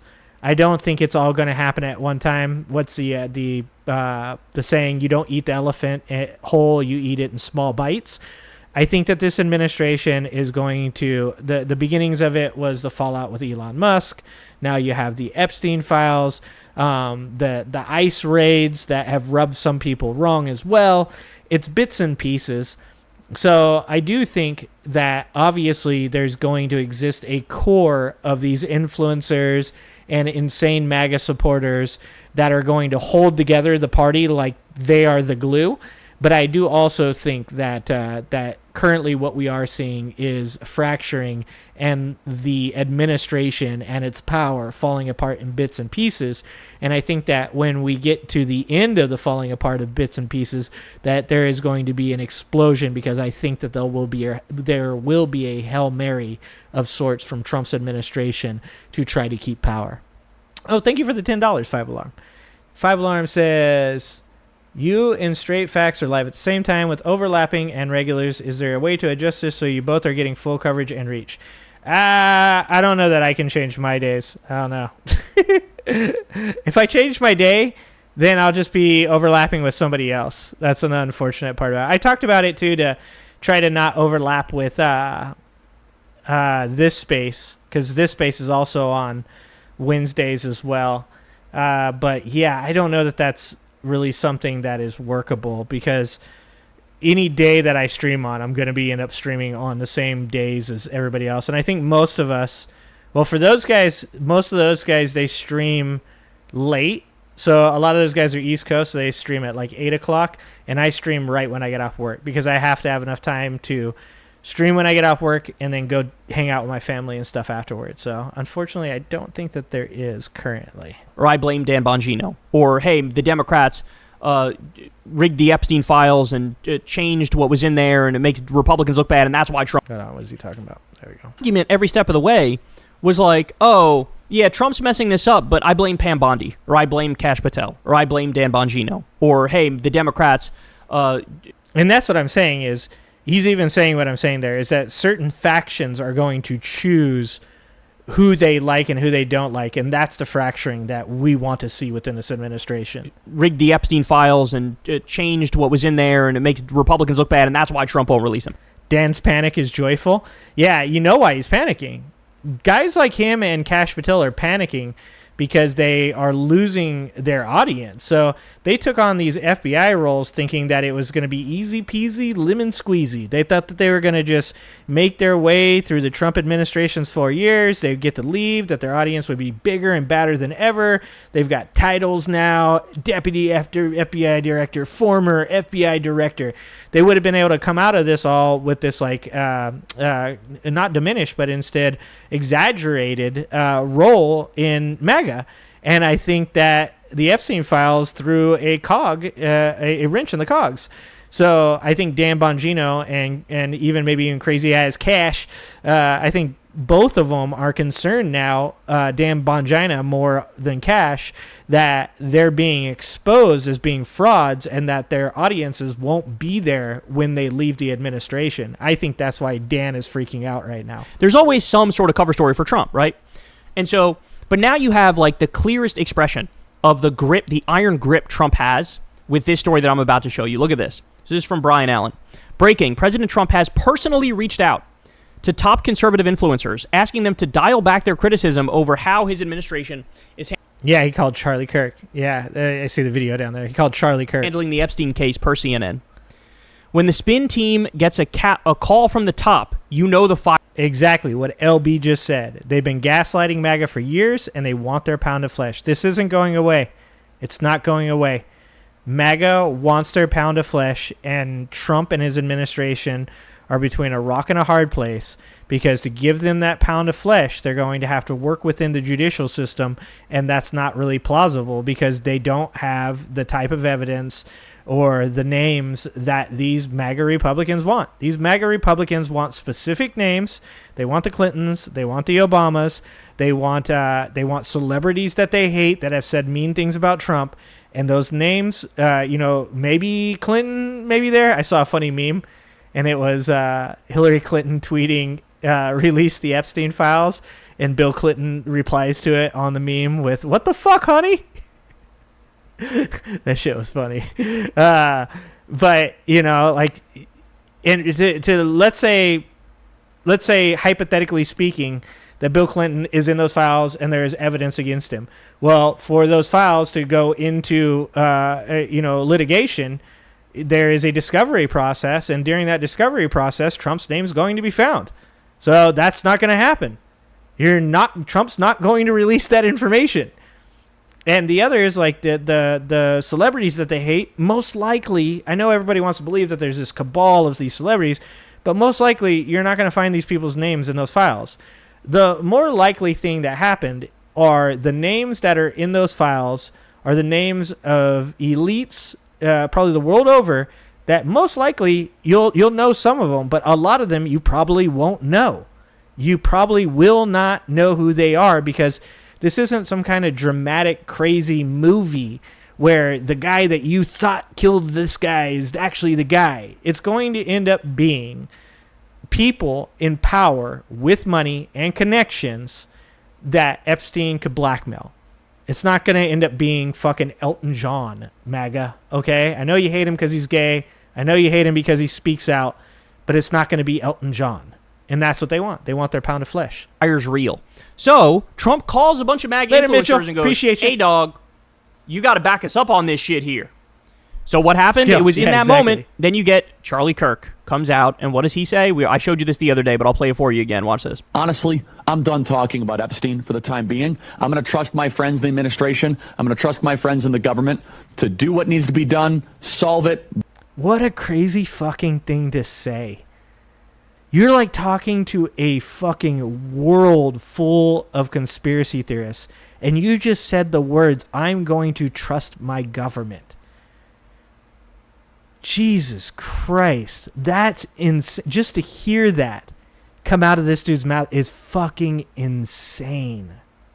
Balls in their hands. I've said plenty this last weekend. "I'm going to trust my friends in the government. I'm done talking about the Epstein files." And he comes out a day later and goes, "No, what I meant was I was done for like that day, bro. Like just that day. Not like forever and stuff, bro."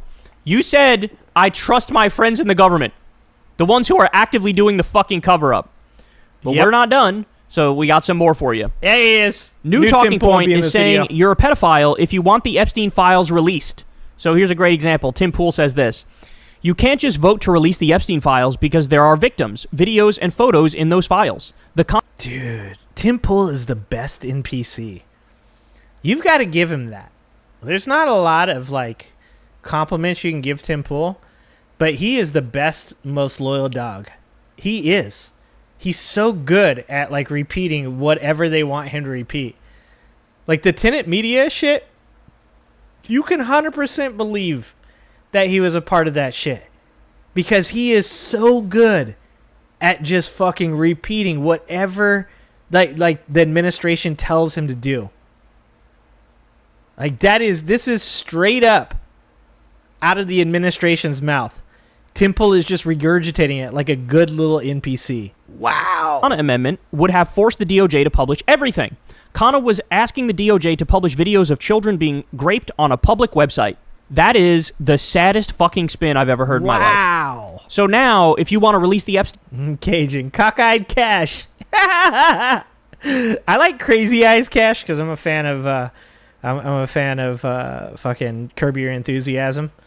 So I like Crazy Eyes Cash, but Cockeyed Cash is probably better, actually. Files, according to Tim Pool, what you really want is child porn released all over the place. All you would have to do is clarify with any of those people. Yeah. Hey, do you want child porn released all over the place? And they would be like, of course not. No. We want the names of all of the criminals, right? Yeah. We want all the information that it is possible. Dude, how is MAGA not smart enough? I mean, that's a rhetorical question. How are they not smart enough to say to themselves, like, put yourself in that person's shoe. Okay, so you want the Epstein files, MAGA. MAGA, you want the Epstein files. You want them, right? So put yourself in the shoes of the person asking for the information to be released. How would you argue that argument? Think to yourself for 2 seconds. Rub together those two brain cells that are so fucking lonely hanging out in that dark-ass cave you call a dome. Rub them together until a fire starts. And then ask yourself this question. If that was me standing there and somebody said to me, hey, we would release those files and stuff, but, there's a lot of stuff that could harm victims. What would you say, MAGA? Would you say something along the lines of, well, that's pretty good. We don't want that to happen. So how about we get the files with the names?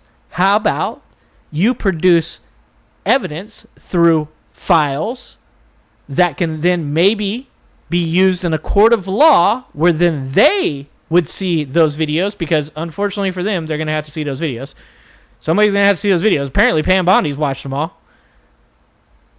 Like, do you want justice or not?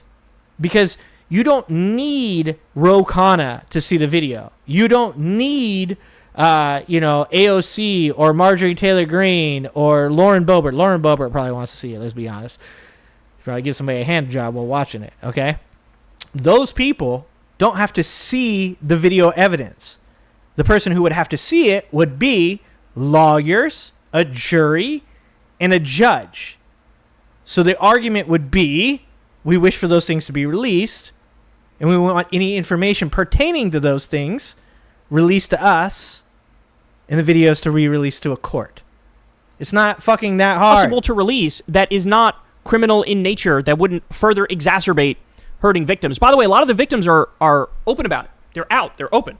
Yeah. And a lot of them were in the Jeffrey Epstein documentary. They would be fine with their personal information being out there, right? Because they already are. It already is the case. Right? So this is, this is your spin. Now if you want the Epstein files released, you're a fredophile. I mean, come on, man. They're not even trying. Yeah, it's Tim Pool, lazy. absolutely insane that Democrats actually voted to have the U.S. government publish child porn. What the fuck is even going on anymore? This was the Republican-based position for the longest time, is you got to release the Epstein files. It's fucking insane. It's insane. They literally, for the past, how long? Years have been release the files, and they have now became the party of, if you want the parties to be released, you're actually a PDF file. Wow. And when the Republicans wanted to release it, you were all on board with it. You were cheerleading it. Wow. And then now that it's the Democrats that more prominently are saying it, and to be clear, I would say the Democratic base has always wanted the Epstein files released, right? But now they're more vocal about it, especially because there's a massive cover-up happening. That's so crazy. The position that everybody on your side had, now you're calling them all child pornographers, right? This is the best you can fucking do? This is the best you can muster up. God damn We're still not done. Don't make Here's me another laugh one. at that. So Dinesh D'Souza, right-wing propagandist extraordinaire, here's what he has to say. Bro, he did 2,000 meals, bro. Bro, he did 2,000 meals. Remember that was so good. That MAGA should have their own HBO, where they just play the crazy movies that they've watched. They've all watched. 2,000 meals could be on once every 6 hours. The movie that when forced to present the evidence of their findings in a Georgia court, and if they did not present said evidence, the judge was going to hold them in contempt and incarcerate them. They decided to drop their lawsuit and move on with their lives because they could not produce any evidence to support their claims. Yeah, that movie that all of these people think is the fucking gospel. Yeah, that movie. I'm going to talk about the Epstein files, and I'm going to make the case that even though there are... Damn. You have to sell your fucking soul. I can't because I don't have one. You have to have sold your fucking soul to make a video defending this shit. Oh. In MAGA should be fucking irate that this man is making a video defending this shit. Holy shit, dude. Are unanswered questions about Epstein it is in fact time to move on. Oh! Oh no! Oh no, he just said it. Like he didn't even like. Oh my god, dog! Like you didn't have any other words. Like you didn't want to like. Maybe hide that one under the rug. Maybe come at that with a little more subtleness from the other side. Like that's you just straight up with it is in effect actually time to move on. God damn, these people are worse than I thought. This is getting bad. Everybody shut up. Wait. Who explained sexual harassment to you and me? Sexual harassment, panda. Move on. Nothing to see here, bro. Trump has given us the order, and we are going to follow through with that order. Time to move on, y'all. Shut the fuck up. On a political team is maintaining a certain amount of maturity, recognizing you can't win them all, recognizing there are some things that are important. What the fuck? You can't win them all? My dude, if there was one you should try to win, this is it. What do you mean you can't win them all? First of all, y'all haven't won anything yet, so it's actually, I mean, you did win the presidency. I'll give you that one. We fucked that up. We fucked that up.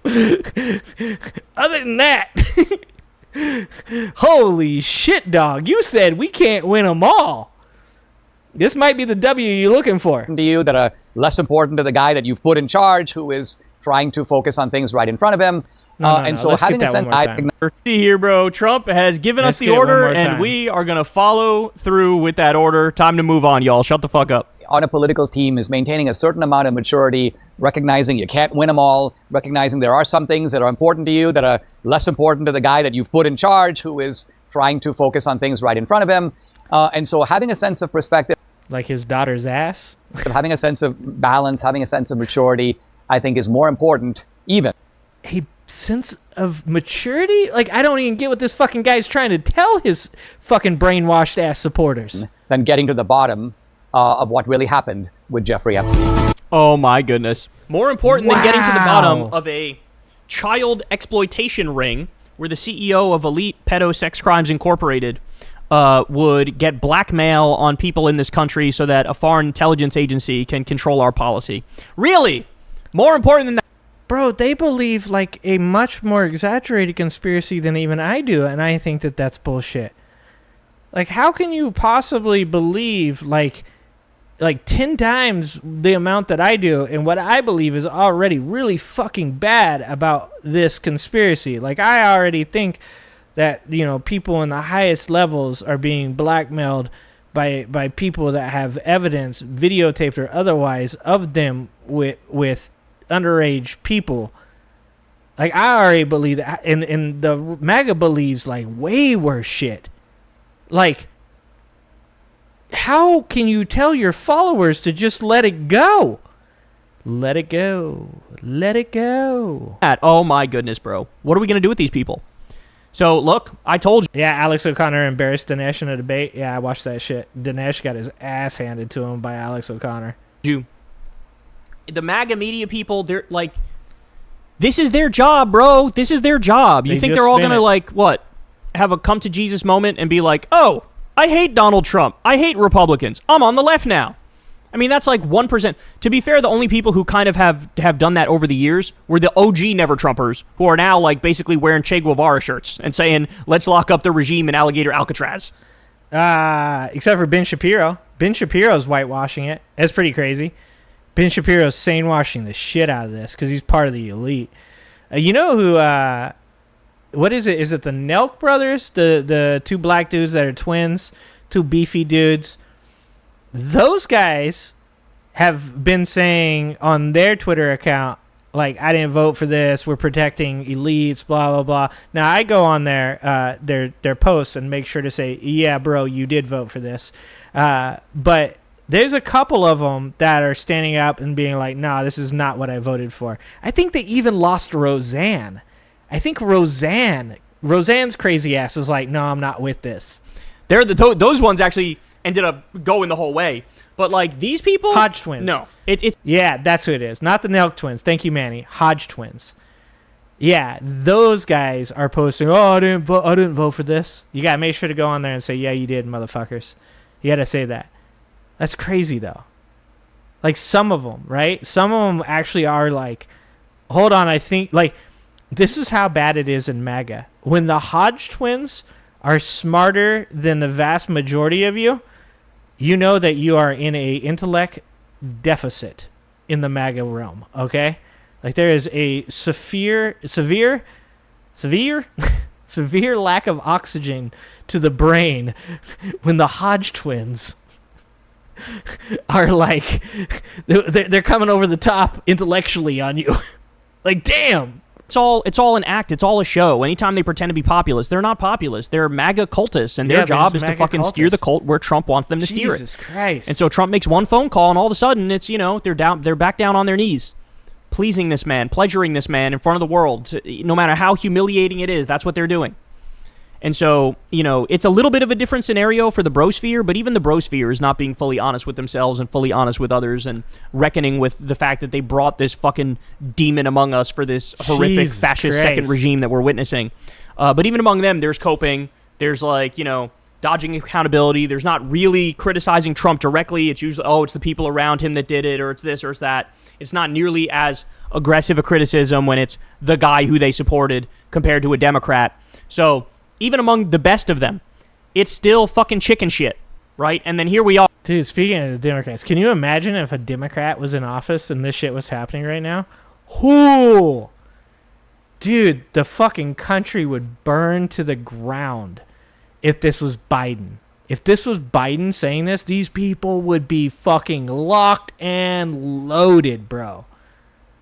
Like, if this was Obama, dude, the KKK hoods would be out in mass, dude. Like, if this was Hillary Clinton, holy shit, guys. We live in fucking alternate reality. And this is just the most humiliating thing I've ever heard. At the same time, Trump on a daily basis now melts down trying to cover his tracks for his Epstein crimes, right? At that exact same time is when these people are licking his boots the most, and I think that says everything about how MAGA is still a cult. Yes, at some point, y'all, I do believe we will get to the floor of between 26 and 33%. But when will that be? I don't know if it'll be now. It would be great if it is, but I don't know if it'll be now. Dude, that's Hey, crazy. y'all, do me a favor and like it. That's crazy to say it might not be now. Right?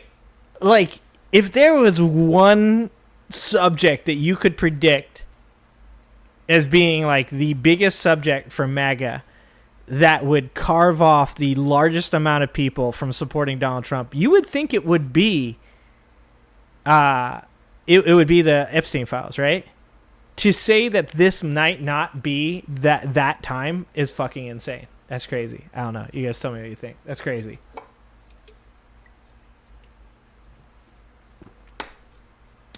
You guys think the racism is actually the one? Because he almost triggered him when his ag secretary said that she was going to give amnesty to the farm workers. MAGA almost lost their shit, dude. MAGA's like, oh, what? No, Brenda. Brenda, they're trying to give the illegals our jobs. Brenda, did you leave the mayonnaise out to thaw? You know I like to eat it warm. They just came into my head. I'm sorry. That was wrong. I'm sorry for that one. That's what I think of when I think of Brenda and Daryl. Okay, Brenda and Daryl talking. Leave the mayonnaise out to thaw, Brenda. You know I like to eat it warm. Oh, Jesus Christ. They almost lost their shit when Trump tried to give their jobs to the fucking the undocumented immigrants. It was almost over, guys. If Trumpito pardons Maxwell's, it's a wrap. I don't think that one will do it. LB, I disagree. I don't think pardoning Ghislaine, I think that's a big one, but I think the cult, yeah. But then again, it's a cult. Yeah, I think the cult survives the pardoning. That one definitely makes it. It's a sunken cost thing. They're too invested. Yeah, exactly. We don't want to get those people out of here. Everybody gets warm mayonnaise sandwiches. All right. All right. I'm sorry for that. That was my bad, guys. That was my bad. Let's watch this video. Oops. Oh, wrong button. Okay. I pushed the other button. I pushed the right button. All right, let's watch this video because I just saw this one as I was getting on. And this is David Pakman talking about a smoking gun letter proves Trump administration had the Epstein list. And this is the one I saw that came off of Pam Bondi's desk that literally in the it's not a paper, it's like a memo. In the memo says that she has the client list. Here we go. There is a smoking gun letter dated February 27th, 2025 that proves that the Trump administration had and has an Epstein list. Is it complete? Well, we don't know. But we now know that they are lying. And here's the critical aspect. Bro, they were like, they got down like 3 names, dude. They got down like 3 names. And then somebody put Trump on there, and somebody was like, okay, that's the end of that.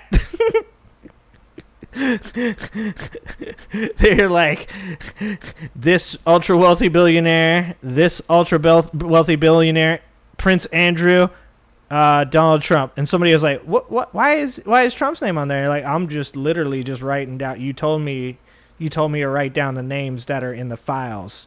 I'm writing down the names, and they're like, yeah, you can't put Donald Trump. They're like, so anyways, we don't have a list anymore. There is no list. Are you being racist against white people wearing mayonnaise sandwiches? I don't know. Does that count? Is that racist against white people? It's okay. These are my people. I'm allowed to talk about the trailer park because that's where I came from. So even if it is racist against them, they're my people. So it's allowed. Of it. You don't need. Did Pac-Man leave the country? I hope he did. You don't need to email anyone. Safe. You don't need to hack. He has like 3 million subscribers. He's not safe. He needs to leave. Into anything. Thanks to Freedom of Information Act requests, we have the letter that proves they have way more than they are claiming to have. This is a letter from the Office of the Attorney General, meaning Pam Bondi. The letter is signed by Pam Bondi, written to FBI Director Kash Patel. Folks, these are public documents, okay? Dear Director Patel, before you came into office, I requested the full and complete files related to Jeffrey Epstein. In response to this request, this is the key, I received approximately 200 pages of documents, which consisted primarily of flight logs, Epstein's list of contacts, a list of victims' names, and phone numbers. Okay. They say... No, they got victims' phone numbers and shit. Why don't they just give them a call? Why don't they go ahead and give those people a call and be like, so, hey, who was it that abused y'all? And when they're like, well, Trump, they're like, oh, anyways, what did you say? I can't, the phone cut out. Did you say Bill Clinton? I said Donald Trump. No. Once again, was that Bill Clinton? Yeah, I think he said Bill Clinton. Go ahead and mark him down. Mark him down. That's 3 for Bill. That's 3. Go ahead and give those motherfuckers a phone call. Jesus Christ. There is no list. And we suspected that was semantics. Because here is Pam Bondi acknowledging before getting additional documents. This is what she already had before getting additional documents. Flight logs, which tell you where planes went and who was on the planes. Epstein's list of contacts, which, by the way, is also available. I looked at it. Ivanka Trump is on there. All sorts of people are on there. Yep. And a list of the victims' names and phone numbers. Damn, that does sound like the Epstein list, which they now claim what to have.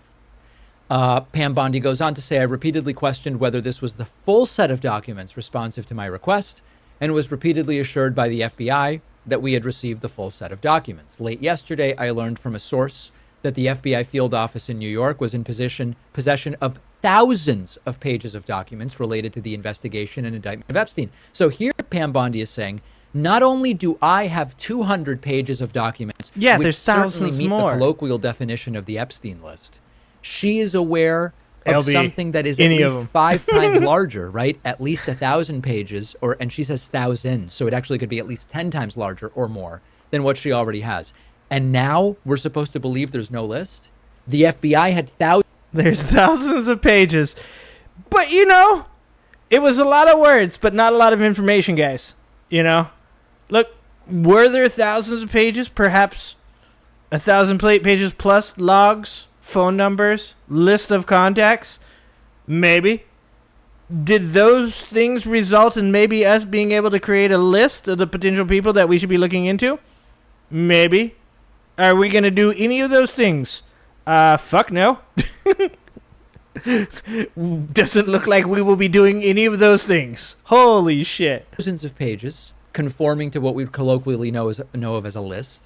And Pam Bondi had hundreds of pages of what would that's be disgusting. a list. LB, And she goes no. on to say, despite my repeated requests, the FBI never disclosed the existence of these files. When you and I spoke yesterday, you were just as surprised as I was to learn this new information.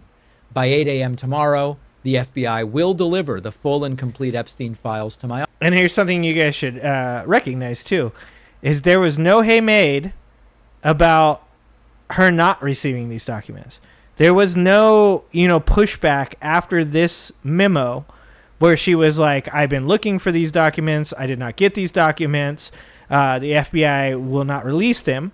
No, she went on to Fox News and said that she had received thousands of videos, thousands of documents, and she had in her possession a list on her desk. So, with this being said, this is what people were saying about this. MAGA was saying, oh, well, the FBI from the former administration, they withheld all these documents and they destroyed the evidence. No, if that were true, Pam Bondi would have came out immediately and said, what the fuck is going on? Do you think these guys would miss a chance to be dramatic? No fucking way. She would have said, what the fuck is going on? I still have not received these documents. I still did not receive these videos. This is bullshit. And the Democrats are hiding it all. That's exactly how this would have been spun from the very beginning. No, they thought that they could be hyperbolic. They thought that they could lead MAGA on. They thought that they could keep them angry and hateful against Democrats and against, the celebrities that they hate that they think are on these files. And they blew it. They gaslit them. And now MAGA wants their pound of flesh. And it is time. It is time for MAGA to find out that they are patsies. They have always been patsies. They have been gaslit. And these people have known for pretty much the entire time that they've been in political office that they can control MAGA through fear and hate. That's where we're at. Office, including all records, documents, audio and video recordings, and materials related to Jeffrey Epstein and his clients, regardless of how such information was obtained. Reverend, they could catch Trump fucking goats in the Oval Office and they would say it didn't happen. And DJ said, yep, they would blame the goats. No shit. Yeah, exactly. And what LB just said, because that's another talking point from Republicans. Well, if Joe Biden had the information, then why didn't he release it? Because it's not like this fucking idea that these elites that were in these files were specific to any political party is probably fucking wrong, okay? It's probably wrong. There are probably people, regardless of political affiliation, that are billionaires, that are immoral fucking assholes, that did shitty things to other human beings, and Joe Biden probably protected them as well.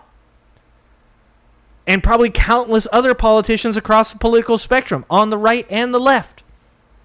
And that's why I've said for fucking ever that I do not give two shits about Democrats or people that I look up to, or I don't really look up to anybody, but people that I like being included. Because if they are, and there is evidence, then they should be put on trial, and if there's enough evidence, they should be put in fucking prison. That's the way it is. And anybody that protected them as well. I don't care. I don't care if it's Obama. I don't care if it's Biden. I don't care if it's Trump. I don't care who the fuck it is. Whoever knew about these people and protected these people should be put on fucking trial. And obviously, the people that are included in these files should also be put on trial. Everybody deserves due process, but if there is enough evidence to convict these fuckers of doing things that has been alleged, then fucking make it happen. There will be no withholdings or limitations to my or your access. So there's 3 important aspects to this letter. Number 1, Pam Bondi acknowledges having 200 pages of documents that are certainly a list. The flights, who was on them, Epstein's contacts, and victim names. That's a list. Okay, that's a list. Now she says she doesn't. It's a list. The FBI, according to Pam Bondi in this letter, had thousands of pages compared to Pam Bondi's hundreds. Thousands of pages, which the FBI has also said, we don't have anything either. Over the last 10 days, we've heard from the DOJ, we have nothing, and the FBI, we have nothing. So that's line number 2. LB. And then thirdly, it would be interesting to get a definitive answer. Did the FBI comply with the Attorney General's demand that by the following morning, February 28th, the full files be delivered? If they didn't, why were they allowed to get away with that? And if they did, why does Pam Bondi now, with hundreds of her own files and thousands of additional documents from the FBI, claim that she has nothing? Yep, that's what I was saying. The stuff is happening in plain sight. It's happening in plain sight. And Trump is so triggered. Scouts is saying, at least all this bullshit has come to the surface. Whether the USA lives through it,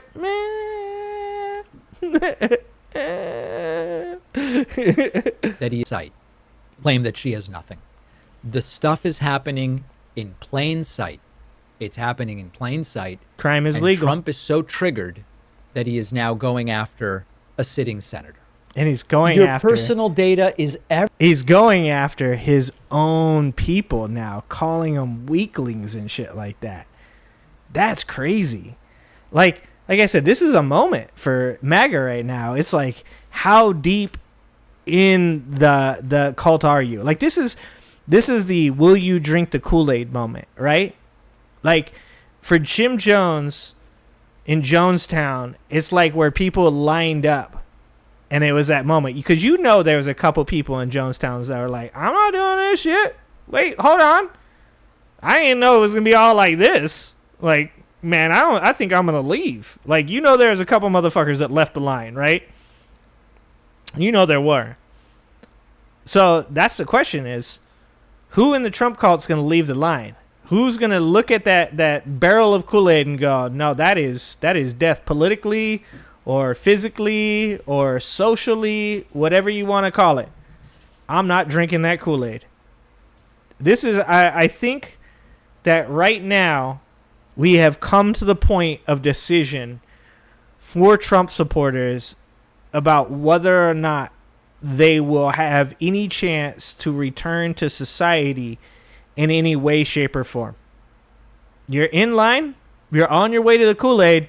You going to drink it, or are you going to step the fuck out of line? That's the question.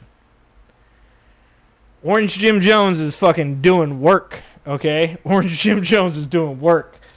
We gave him that moniker, and this dude is just lived up to it like it was a fucking challenge. Holy shit. All right. Why doesn't MAGA protest? That's a good fucking point, the people. That's a good point. All right, that's the end of the show. I love you guys. I appreciate you guys. Don't forget, we're going to have...